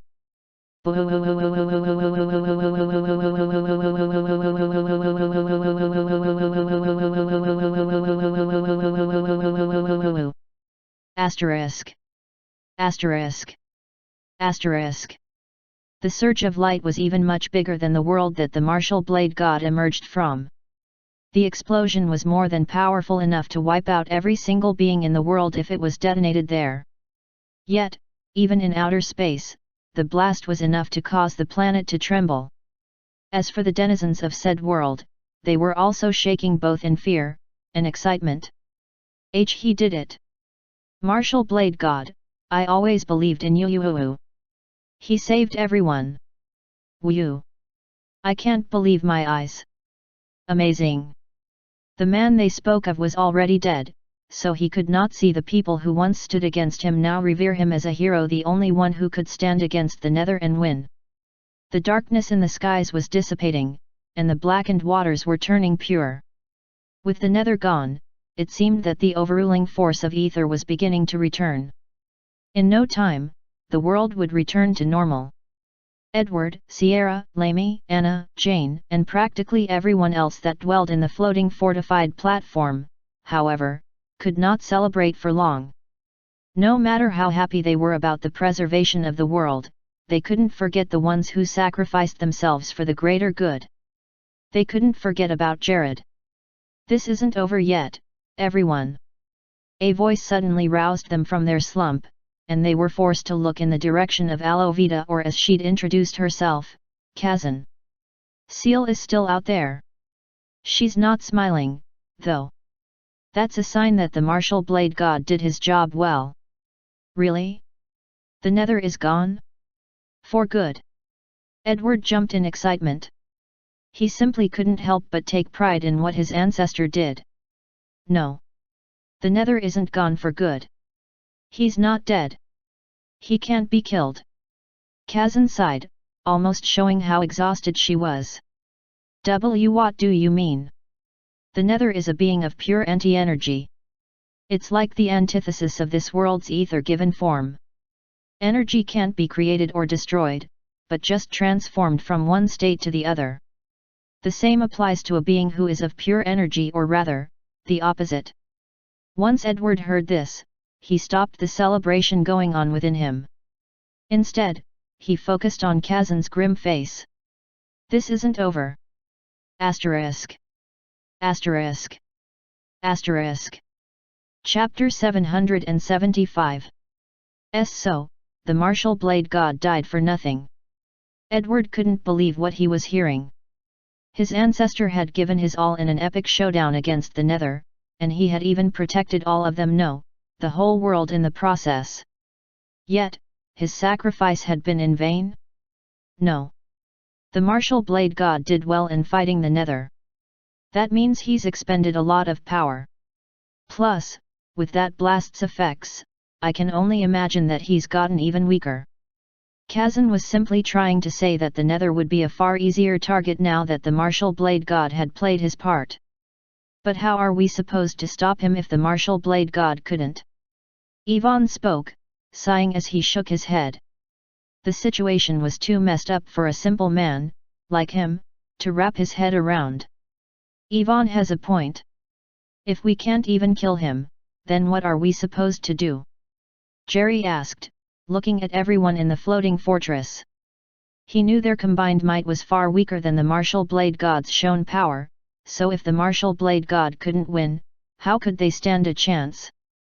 We don't need to kill him. We just need to offset one of the arcanas inside him. That should create an unstable reaction, destroying him from the inside out. Jared had the same plan, before he.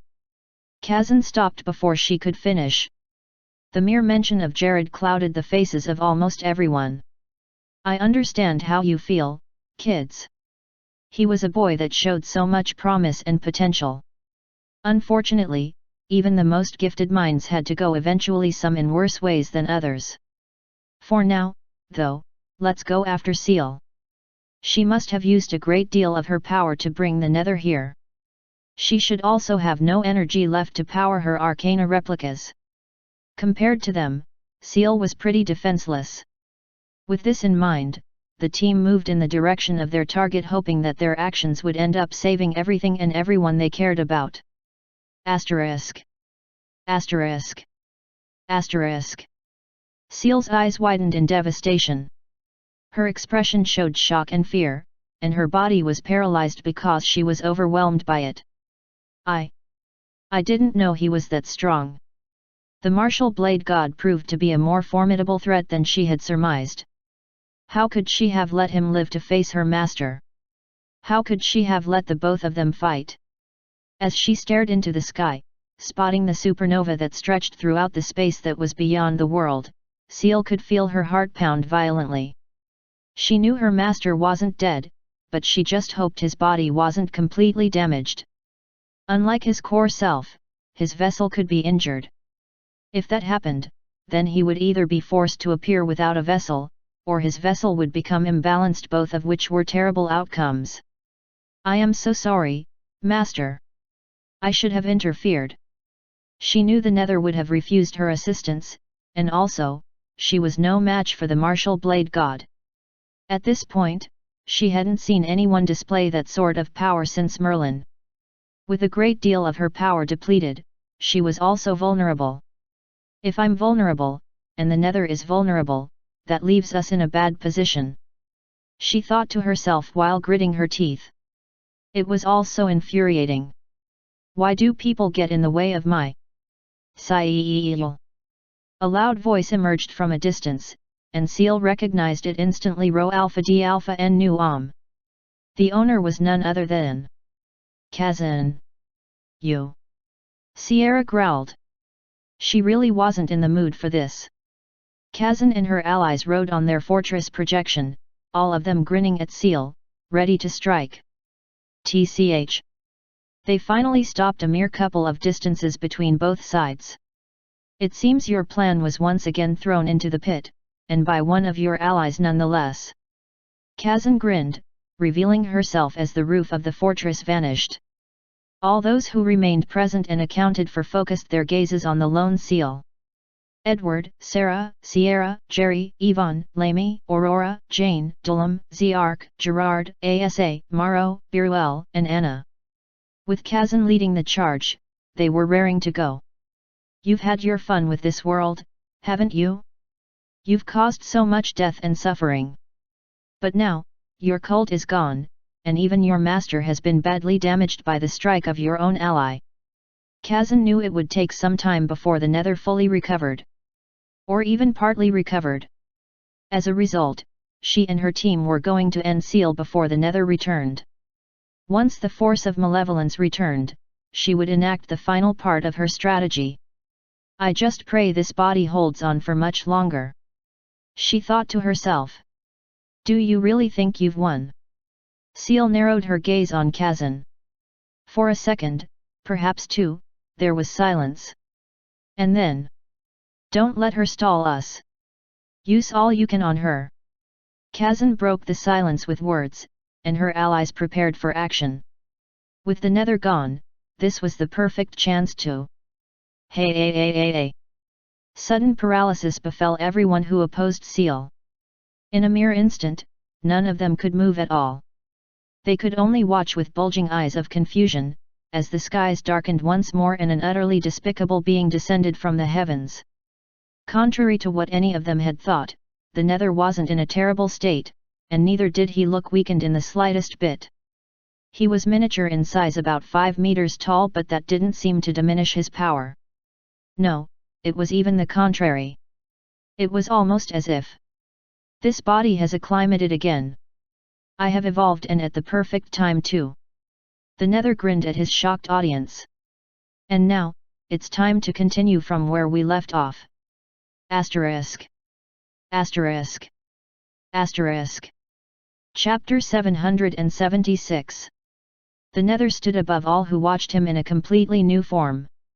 He was about 5 meters now, bulkier than before, and brimming with more power than they could fathom.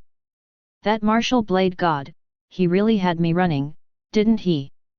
He muttered, resting his gaze on the next set of heroes who would dare defy this new, better version of him. Master! Seal squealed in excitement as she rushed over to his side. Her widened eyes and drawn-out smile clearly depicted how excited she was, and she jumped on him despite the immense amount of nether that seared her body as a result. Your warmth feels amazing. She rested more on him. The nether patted Seal, and then removed her from his embrace. As expected, her contact with him caused her own body to suffer damage. Her clear skin was now afflicted with dark scars, and a sizzling sound came from her burning flesh. Avoid contact with me for now, Seal. Yeah. But, Master, that is your punishment for your misdeeds. Surely you understand. Seal understood that it was because of her carelessness that the martial blade god was able to reach such a height and threaten the plans of her master. She had no choice but to take the blame. I understand, Master.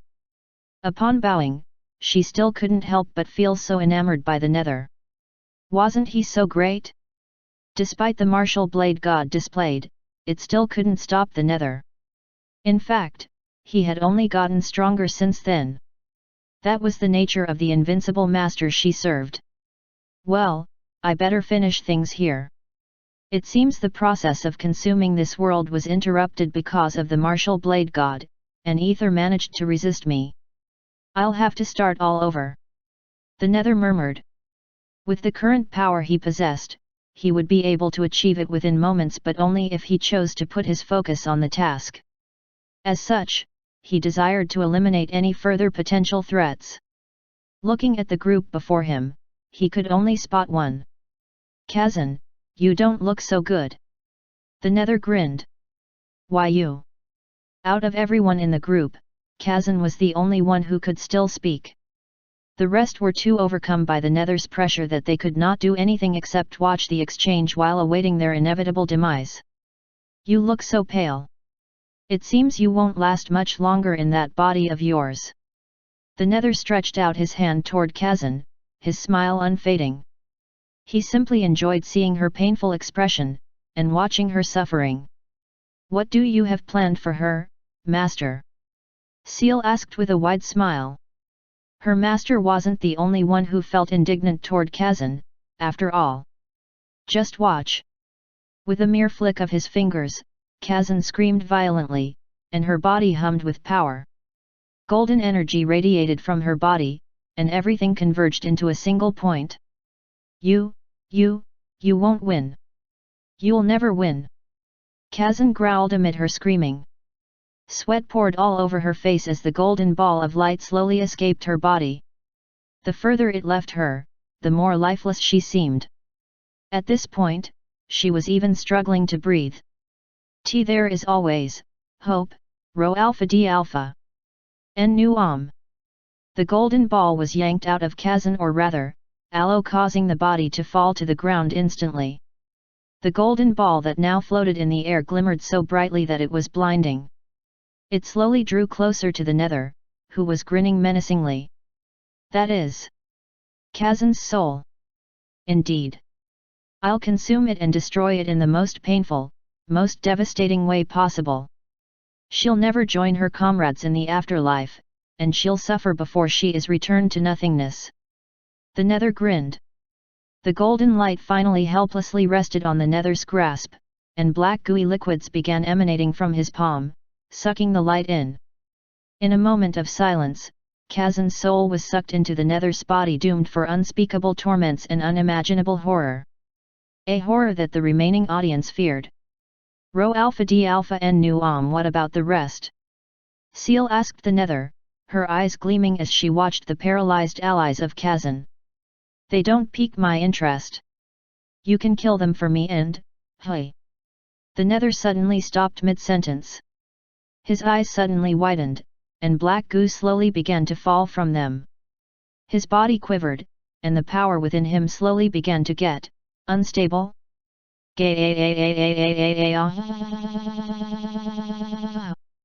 His scream pierced the air, and they were enough to send shockwaves flying in all directions.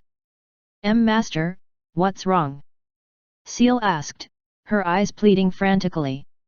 She had no idea what was going on, but the fact that black goo kept descending from the eyes of her master, and he wouldn't stop shaking and screaming showed something.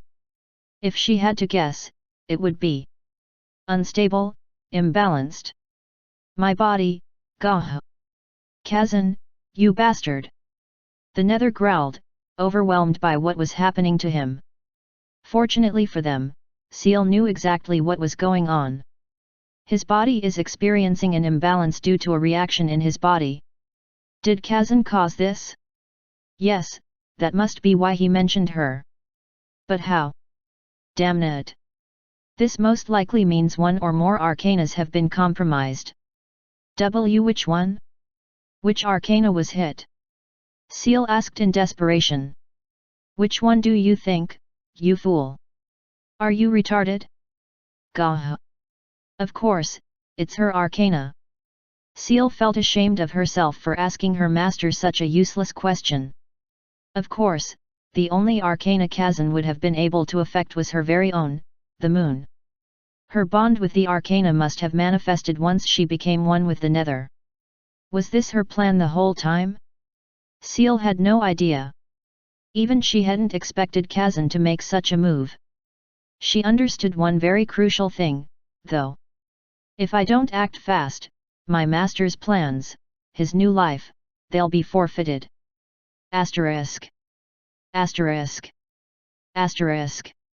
Chapter 777. Gwarg. The nether's scream of pain spread through the lands or whatever was left of it. It had a mix of agony and rage, pure rage toward the one who put him in this state. I can't believe she destroyed her own soul and counteracted the unity of my arcana formation. By damaging the moon arcana, it's already useless to me. Without a stabilizer, I'll be. The nether could feel his body breaking down. Once one offset occurred, it was only a matter of time before the next one happened, and after that the next. This chain reaction would keep going until there was nothing left. That was how delicate he was internally. I made a mistake. And it cost him dearly. Master, here. Just when the nether thought it was the end, his little pet came through for him once more. Seal was holding a card up in the air, while panting as if she was close to death. Her eyes seemed bloodshot, and a couple of wrinkles slowly appeared on her previously clear face. Not only did she now look old, but her tone was rather coarse, and her breathing was uneven. Blood trickled down her nostrils, yet despite all of this, she leaked out a toothy grin. Use this! She yelled, flailing the card at him as she approached. This is... It was an arcana replica of the moon. When I retrieved the original from her, I studied its components well enough to replicate it. She was heaving now, barely speaking. Even though Seal knew the components and structure, there was one thing she was lacking: energy. She had used almost all the power she had in trying to revive the nether over 1,000 years' worth.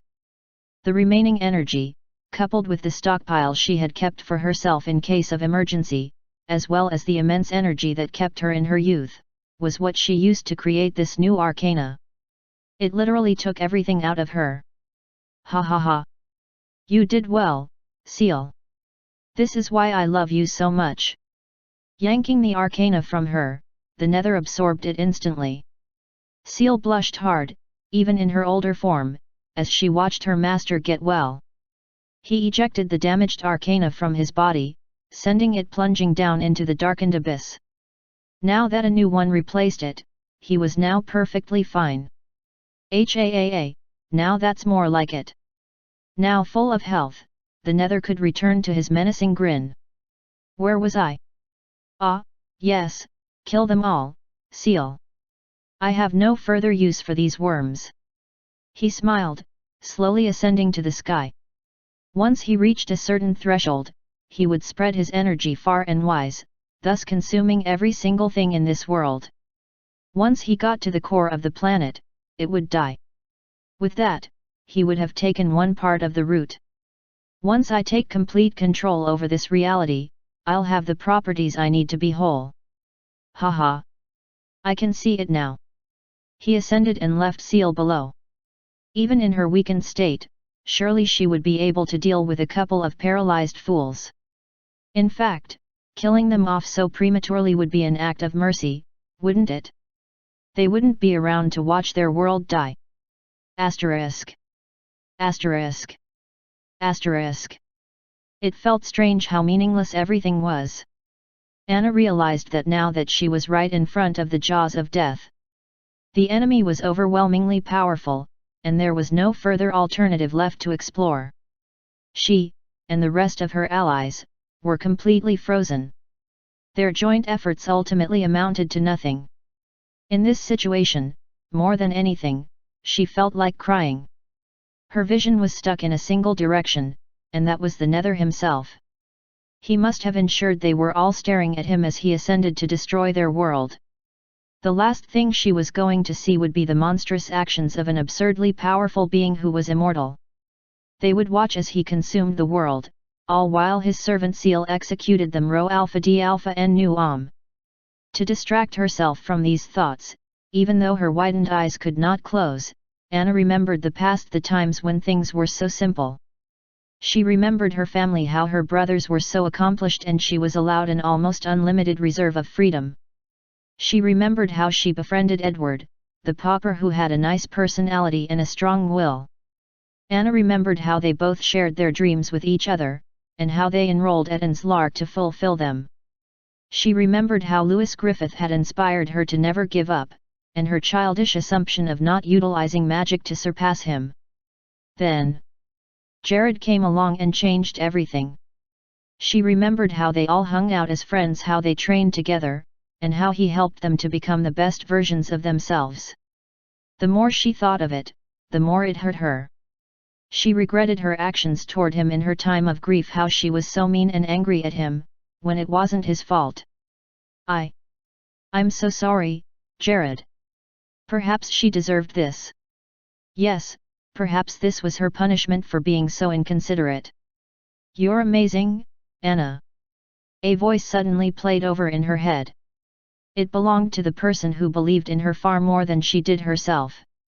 He was also dead, and it made her realize how the two people she loved, and who encouraged her to strive for growth beyond the limits, were both dead. It hurt her so much. Jared.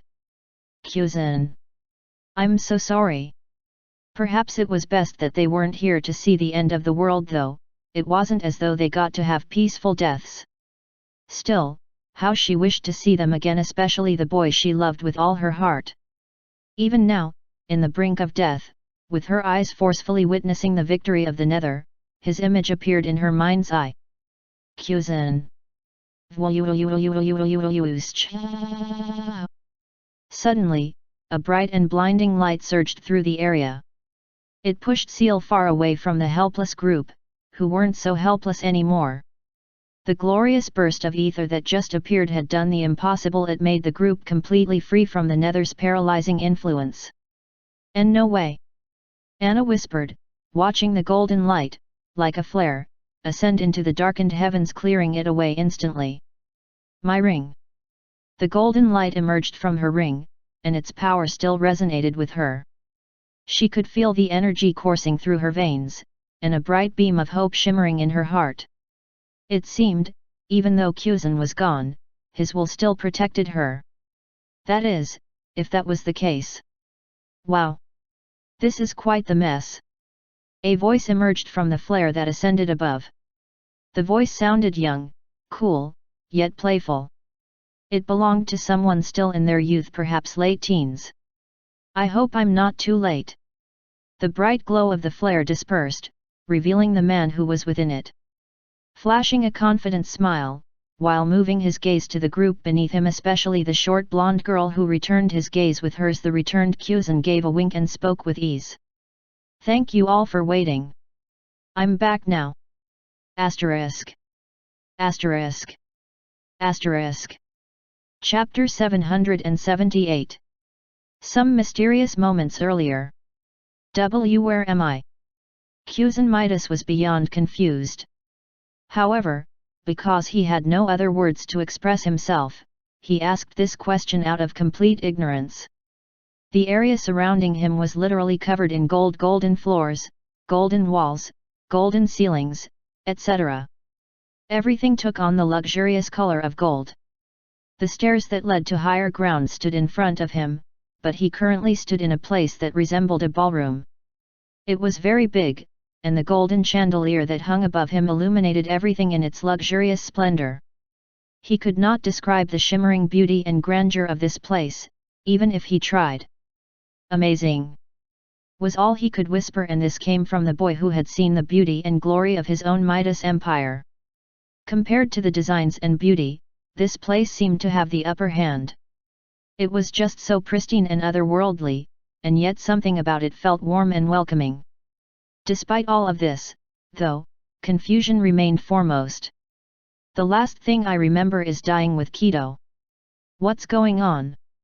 Kuzan thought to himself as he looked around him. He had most certainly died back then. Was this life after death? If so, was Kido with him? Kuzan looked around him to be certain, but he found no one. He also activated his senses, but those didn't seem to work here, either. Still, there was no place to hide here. In this vast expanse, he seemed to be all alone. Our lore states that when a Midas dies, they're taken to the root. That they're welcomed by their people. But I see no one here. Is this the root? Kuzan had a lot of questions. One of them was how he had gotten his body back. It was a glowing form, but it was still a body nonetheless. Was this simply the manifestation of his soul? He could stand around all day contemplating these issues, but he felt a rather urgent drive within him. And as such, he proceeded to the stairs. Upon leaving the massive hall through the wide golden gate that stood before him, he found himself in a hallway, one so exquisitely beautiful that he was nearly gawking. Still, Kuzan did not lessen his steps. He had already faced the reality of his death, and the structures he was seeing here, as well as the unrealistic nature of his own body, proved that he wasn't in the normal plane. I'm definitely dead. I killed Kido, and I completed my mission. The thought alone gave him a good deal of satisfaction, but also a tinge of pain. After all, he'd had to leave some people behind.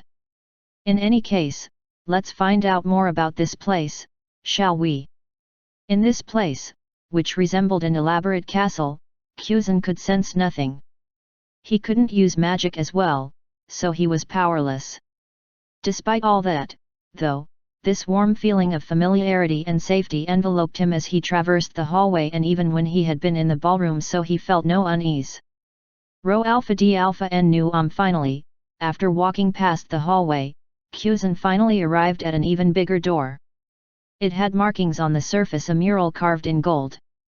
The mural depicted the image of a phoenix rising from the ashes, with 2 cards floating on both wings. Within the phoenix were 3 items: a ring on the right wing, a bracelet on the left wing, and at the center of the flaming bird, as though it was wearing it, was a necklace. Kuzan recognized this image well. It represented the Midas kingdom, more particularly, the royals. The 3 items are my 3 treasures. The 2 cards are the arcanas. The phoenix is the Midas, or at least, it represents him. Rho Alpha D Alpha N Nu Kuzan could tell that this place was linked to the Midas Empire. Even though he no longer had any of his treasures or even his arcana with him, he could still resonate with the image. Whatever reason there was to be in a new world that was clearly of the Midas Empire, even after death, he had a hunch he would find it on the other side of the door. Let's see, shall we? As Kuzan drew closer, the doors opened, and he found himself in a throne room. This throne room was even grander than the other things he had already seen. It was grand in splendor and massive beyond belief. A carpet spread itself before him, leading to the throne that seemed to be so far away. The chandeliers that hung on the ceiling spoke of class, and many murals were immaculately inscribed on the golden wall. Yes, this place was the perfect form of the Midas Palace. However, rather than two thrones, one for the king, and one for the queen, there was only one. And it seemed much bigger than the ones his parents had used. Is this, for me? Kuzan murmured as he stepped forward. He still didn't fully understand what was going on, but he was beginning to have an inkling. Drawing closer to the throne with steady steps, not missing a beat, Kuzan kept his eyes on the elevated platform where the golden throne stood. And then, mere moments into his journey, he was already right in front of it. No longer hesitating, Kuzan decided to take the throne for himself, and so he sat on it.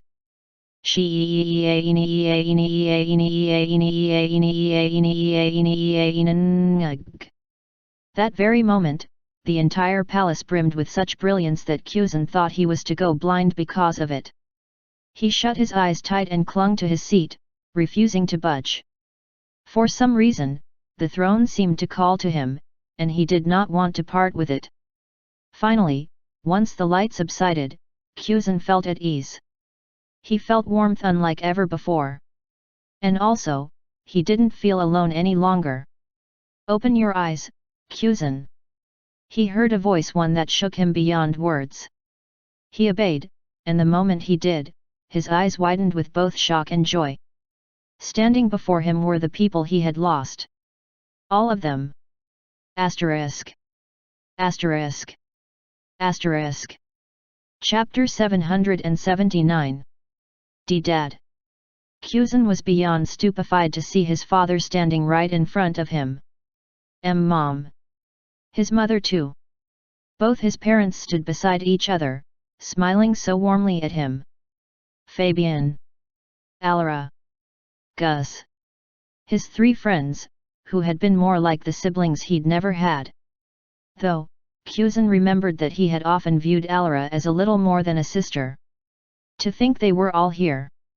If this had been all, Kuzan knew for a fact that he would have been satisfied. Yet, this was only a fraction of the whole. Everyone. The entire population of the Midas Empire save for two stood before him. They all bestowed warm smiles upon him. Even grumpy old Des was smiling. It was a magical, unexplainable sight that he could not explain. Why you here, wi with me? Kuzan already felt tears forming in his eyes, and his body instinctively moved to rush towards all of them, his parents first. He could not quantify how much he had missed them, and how happy he was to see the thousands of people, that belonged to their glorious empire, right in front of him. The only two missing from the picture were him and Kido. But, as he made to jump at them, he knew the picture would be complete very soon. However, what? Kuzan encountered a bit of a problem. He couldn't rise from his throne. What is the meaning of this?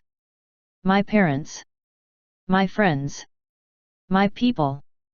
Kuzan desperately looked at all of them, desiring above all else to hold them in his arms. It wasn't fair that they were right in front of him, yet he couldn't do anything. Kuzan, relax. It's fine.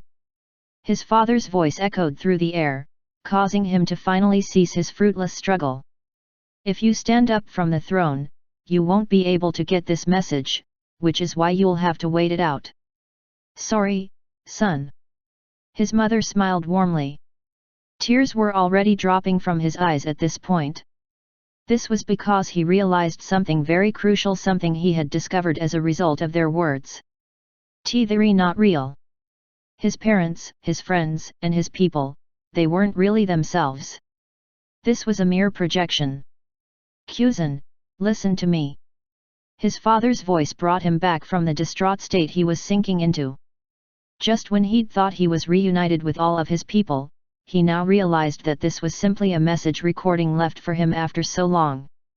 It's all right to cry, Kuzan. We understand it must be hurtful for you.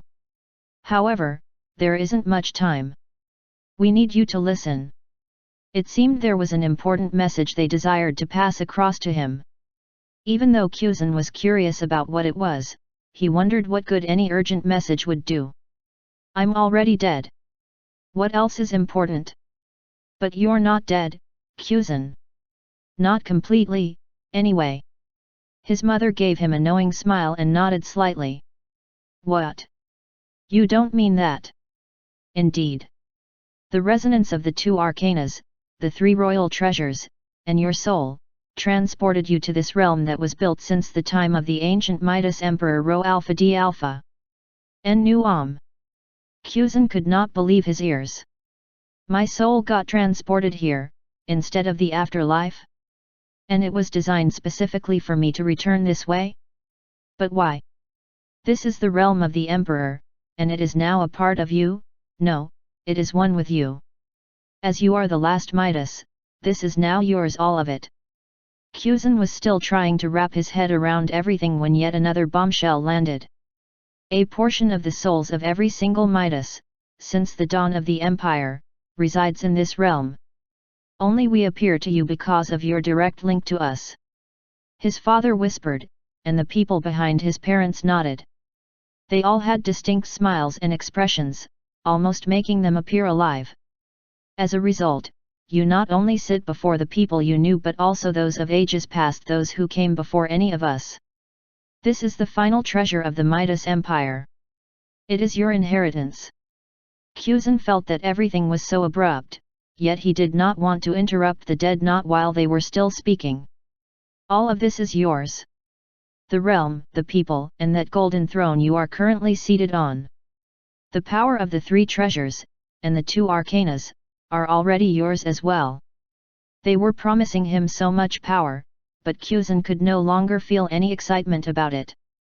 Why should he? It doesn't matter, anyway. I already destroyed my body, and my soul isn't even in the living plane. Besides, all of this power is meaningless if this is the cost. All of you make up this power, yet you're all gone. Despondency began to spread all over Kuzan's soul, and he felt hopeless. The throne held on to him tight, and he felt so stuck in this new role that was thrust upon him. I thought I'd finally reunite with you and rest. I thought I would finally be happy. He couldn't hold back his sobs. He was forced to sit before all of his people, yet he could not stop crying. Kuzan. Suddenly, he felt the warmth of two people resting on him. Opening his eyes, Kuzan saw his mother and father holding him in their arms. They were real. Only a fragment of our souls are left here, so this is the most we can offer you. His mother whispered lovingly. Rho Alpha D Alpha En-Nu-Am, you'll just have to wait until you join us after living your life to the fullest. Not now, but eventually, we will meet. His father added. Having both his parents hug him, and speak loving words to him, words he hadn't heard in years, Kuzan finally broke down and immersed himself in their embrace. Crying and laughing at the same time, he responded to their words. I understand. I understand. Asterisk. Asterisk. Asterisk. Chapter 780. The realm of the Emperor, also known as the Emperor's domain. Kuzan had learned all about it from his parents. It was the plane made for the Emperor, meant to offer guidance and assistance to him in his time of need. By combining the joint powers of the arcanas and the royal treasures, a true heir would be able to enter into this world and consult with past emperors. As for why the ordinary denizens were here, it had to do with their soul brands. Every denizen had a soul brand linked to the main Midas central system used for both research and the well-being of the people. This was used to monitor the activities of the Midas people, to eliminate crimes or unjust punishments in the very unlikely event of one. This central system could pinpoint the malicious minds in the Empire, and it could also apprehend culprits guilty of an offense. However, this wasn't simply used for security, but also for the progression of magic research. The Midas Empire had prospered in magic because they'd had the fragments of their entire population to work with. Their goal had been to use these soul fragments to learn more about the world, especially about ether. They had made many advancements in this, and while they could have made more discoveries like inventing immortality, the Midas Empire had been more focused on the nature of ether, and on the flip side nether, as well as the truth of existence. Their primary objective had been knowledge, especially about the root. And with each generation, the advancement progressed. The soul fragments harvested from the people had been taken to the Emperor's domain at some point, and that had been the cycle. Unfortunately, the executive officer in charge of this soul fragment management had been Keto, which had allowed him to get away with his own crimes as well as his plan of decimating the Midas Empire. Still, all of that was in the past, and Kuzan was now being told about the future. Asterisk. Asterisk. Asterisk. I see now. Kuzan was on his throne, his parents and all his subjects were standing in front of him, watching him expectantly. Everything had just been revealed to him, and while it felt a bit overwhelming, Kuzan now had the resolve to accept it. Apparently, all the soul fragments in the Emperor's domain, alongside the very structure itself, now belonged to him. With him being the last of the Midas, everything was going to be condensed into pure ether and bestowed upon him, all for him to use as he pleased. You are now the one true Emperor. You are the hope of our race. Therefore, it is up to you to create a new empire, a better one. Become the first progenitor once again, and shine the light of the Midas people on the new world. Now burdened with a new purpose, one which he now had the power to achieve, Kuzan couldn't reject this destiny. All the ether he needed was right with him, and he was no longer alone in the world. Thank you all for guiding me, was all he could say. His tears had long dried up, and a smile was the only thing left on his face. As his golden hair danced, and his golden eyes glimmered, he made a firm resolve in his heart, to fulfill the promise he made to his people. I will create a new empire, one that will last longer than the old, and one that will lead this new world into a new age of prosperity and order. He had the knowledge of the Midas race, the culmination of their millennia of research. The treasures and arcanas were fused with you and this world the moment you amalgamated yourself with them using the transfiguration effect. He was told. And as such, not only did he have both the Emperor and the Empress, but he still possessed his bracelet and necklace, while still resonating with his ring. All hail the absolute Emperor, Kuzan! His father gave a rousing shout, smiling at his son. In that same moment, every single Midas before Kuzan bowed Rho Alpha D Alpha N Nu Om. Hail! Hail! Hail! Kuzan could feel something warm rise from within him, watching as his people crowned him the successor of the Midas throne. Long live the absolute Emperor! Long life Kuzan Midas!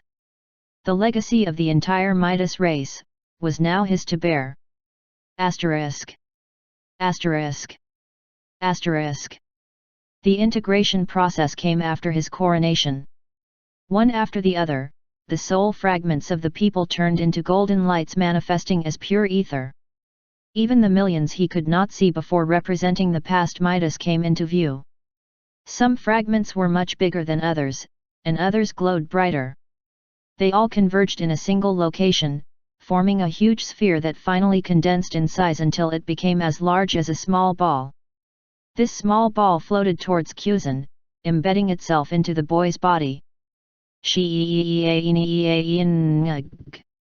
That very instant, golden light radiated across the throne room, with Kuzan at the very center of the attraction. Suddenly, the entire golden palace began to get sucked into Kuzan as well. The golden light absorbed everything, and the entirety of the realm went into the seated boy. Finally, nothing was left except for the boy, and his throne. And then, it's finally time. Even his throne followed suit. Now all alone in a blank void, Kuzan could feel himself brimming with the heritage he received from everyone, the joint power of the Midas. In this empty space where time and space were irrelevant, he had to digest all the power he had just received. They were all a part of him now. When I'm done, I'll leave this plane through my ring, which is still resonating with me. It was a good thing he gave Anna his ring. It served as a tether to reality, hence making everything much easier than it would have otherwise been. Time and space didn't matter here, but Kuzan knew reality went by those rules. Once he reached the entry point and sought to return, he would have to be guided by the will of the world by Ether herself. When I'm ready, lead me to the path I must take. He whispered, closing his eyes in the blank void. I will not fail. Asterisk. Asterisk. Asterisk. Chapter 781. Everything had led to this moment. After absorbing all the power that had been left behind for him to inherit, a path opened up for him, and he was brought to this moment in time. Ether spoke to him, and he understood. Everything suddenly became clear to him. As such, even as his body became restructured, and he arose like a flare piercing the darkness, there was no room for confusion or fear in his heart. His countenance displayed excitement, and a broad smile filled his face, instead. Even against the ultimate evil that threatened to end everything he knew and loved, Kuzan's glow did not fade. Thank you all for waiting. I'm back now. He spoke with confidence. Silence followed his words. Confusion and shock, no doubt, confounded the people that witnessed his resurrection. However, none of that bothered him. The only source of concern for him, at the moment, was the malevolent being that floated right in front of him. And, just as he gave it all his focus, the nether returned the attention. You are a Midas. Kuzan Midas. Something about you is different. I'll take that as a compliment. It seems my reputation precedes me. Kuzan responded with a shrug. It doesn't matter. You'll end up dying anyway. Just like Jared. Just like everyone here. Is that so? Then I guess I'll have to do all I can to stop you. You? What can you do? A wider smile formed on Kuzan's face, and a golden brilliance instantly shrouded him. In a flash, his entire body turned golden, and a glorious crown floated above his head.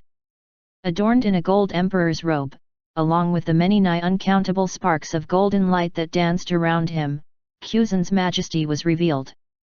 To his left was a scepter, and to his right, a sword. 7 stars danced beneath his feet, and everything about him brightly shone with pure golden authority. This is Absolute Emperor's Transfiguration. It's the best I can do. Kuzan calmly spoke, his golden eyes still focused on the nether. Not only had his ether reached an unimaginable degree, but his very constitution was perfect to the very core. The Emperor and the Empress have been fused with me. As such, I can freely affect anything around me, and nothing can affect me. It was the very definition of being invincible. Arcanas don't work on me. The nether, almost as if reading the boy's mind, based on his smug expression, responded with a growl. But these aren't arcanas.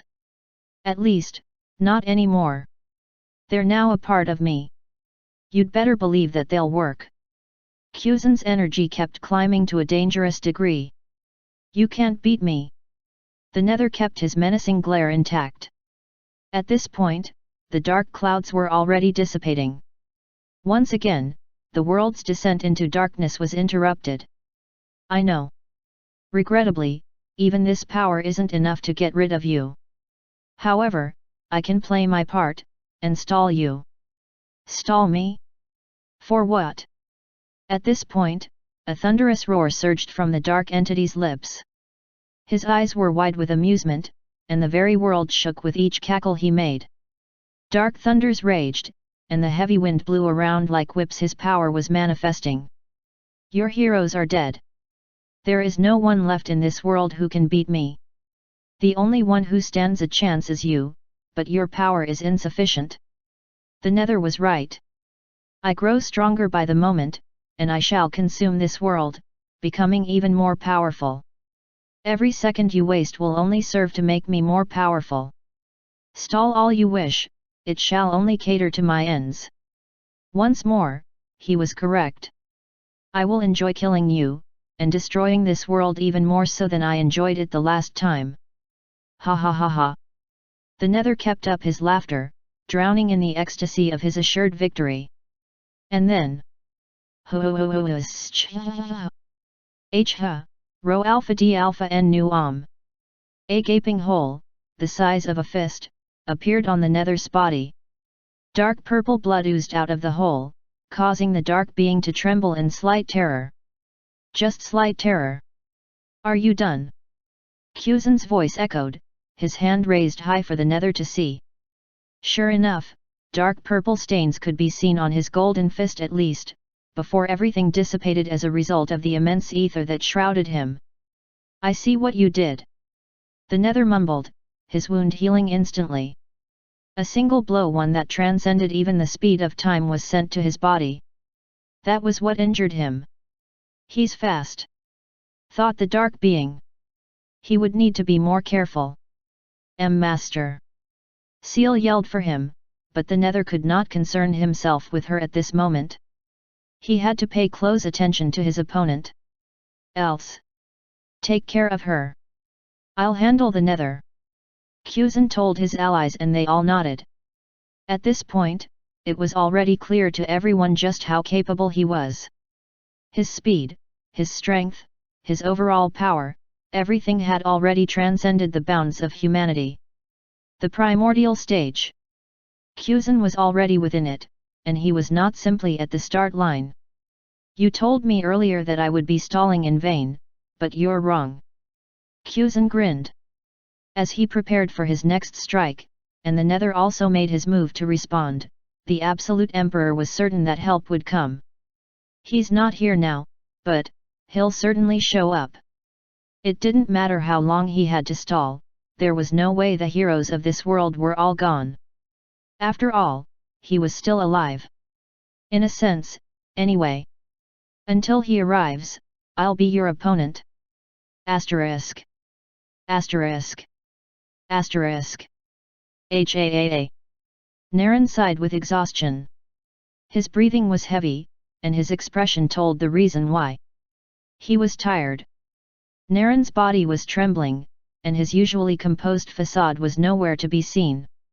Having been trapped in eternal darkness, he was now like a different person. You're something else, Naren. Legris Damien emerged from the darkness, along with innumerable versions of himself. Even with all the restrictions, you've killed millions of my variants. Naren's gaze did not leave the speaking Legris.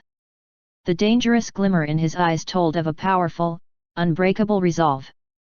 After a brief moment of silence, only interrupted by his ragged breath, he finally uttered his first statement in a long time. Yeah, and you're next. Asterisk. Asterisk. Asterisk. Chapter 782. The Legion seemed to be without end. Time and time again, Naren had killed an infinite version of Legris who had assaulted him. Yet, they only kept coming. He slaughtered them in droves. Utilizing the several monocores and subcores in his body, he killed them as they attacked. Unfortunately, even he had his limits. Time was ineffective here, so his body no longer operated on the same loop as it once did. Whenever he was damaged, he needed to use healing magic on himself. Infested with Nether, he had to utilize the surplus quality of mana he had, compressing them until he had the ether he needed. The hermit was useless here, and he needed all the power he could muster to fight against the countless Legris Damien he fought. Each one is almost as powerful as a grand mage. Which makes this difficult. He had to keep recreating monocores and subcores as he exhausted his supply while fighting so many opponents. His familiars were put into overdrive, and he used all the combinations in his arsenal, millions and billions, to kill the foes before him. Yet, they never seemed to end. They're over 1 billion now, Naren.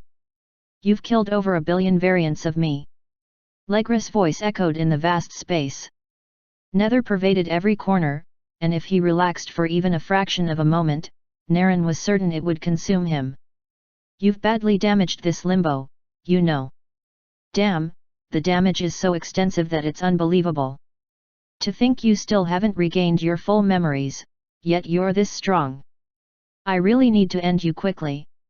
Voices upon voices overlapped, their frustration evident in their tone. Then end me. What's stopping you? Naren yelled, utilizing an immensely powerful combination of fire, wind, and lightning to destroy a variant that charged at him while making use of his many clones to keep the others at bay. If only it was that simple. Unfortunately, it's not. This is the most I can do.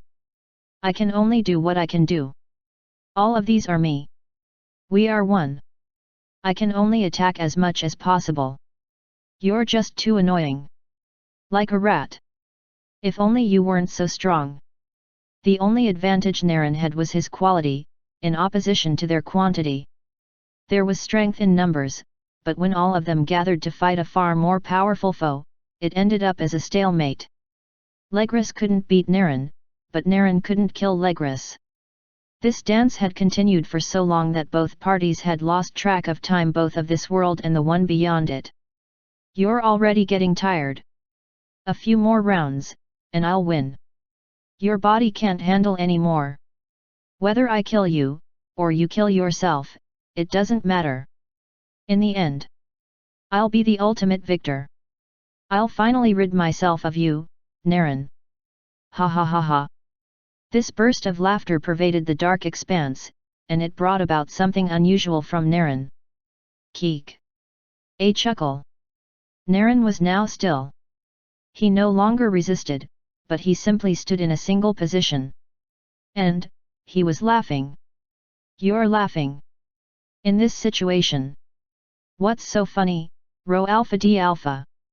En nu Several Legrises lunged at Naren, refusing to miss this opportunity, but they were so easily blown away by the immense surge of ether that burst from his body.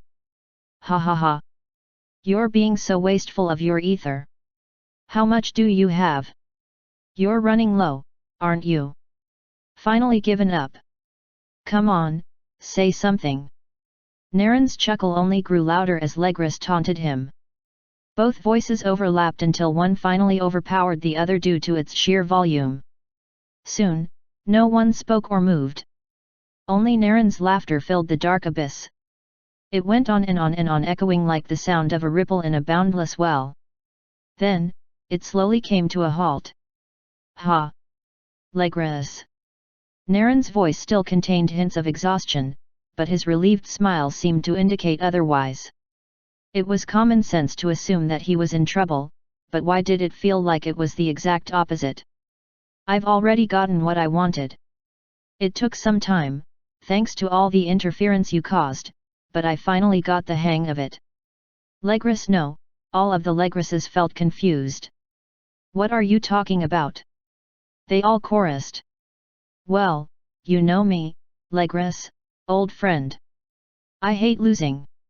What did that have to do with anything? Was Naren stalling? Legris knew something was amiss, but he couldn't place his finger on it. It felt like he was missing something. The hermit is useless here because the concept of time doesn't exist. I can use ether just fine, and I can perform other actions just fine. But certain elements, like space, gravity, and so many other things are meaningless here. Naren said. He must have deciphered all of these things amid the battle. Then again, what of it? What was the relevance of these observations? Ultimately, he was going to die here. It would seem as though I'm out of cards, Legris. Or, am I?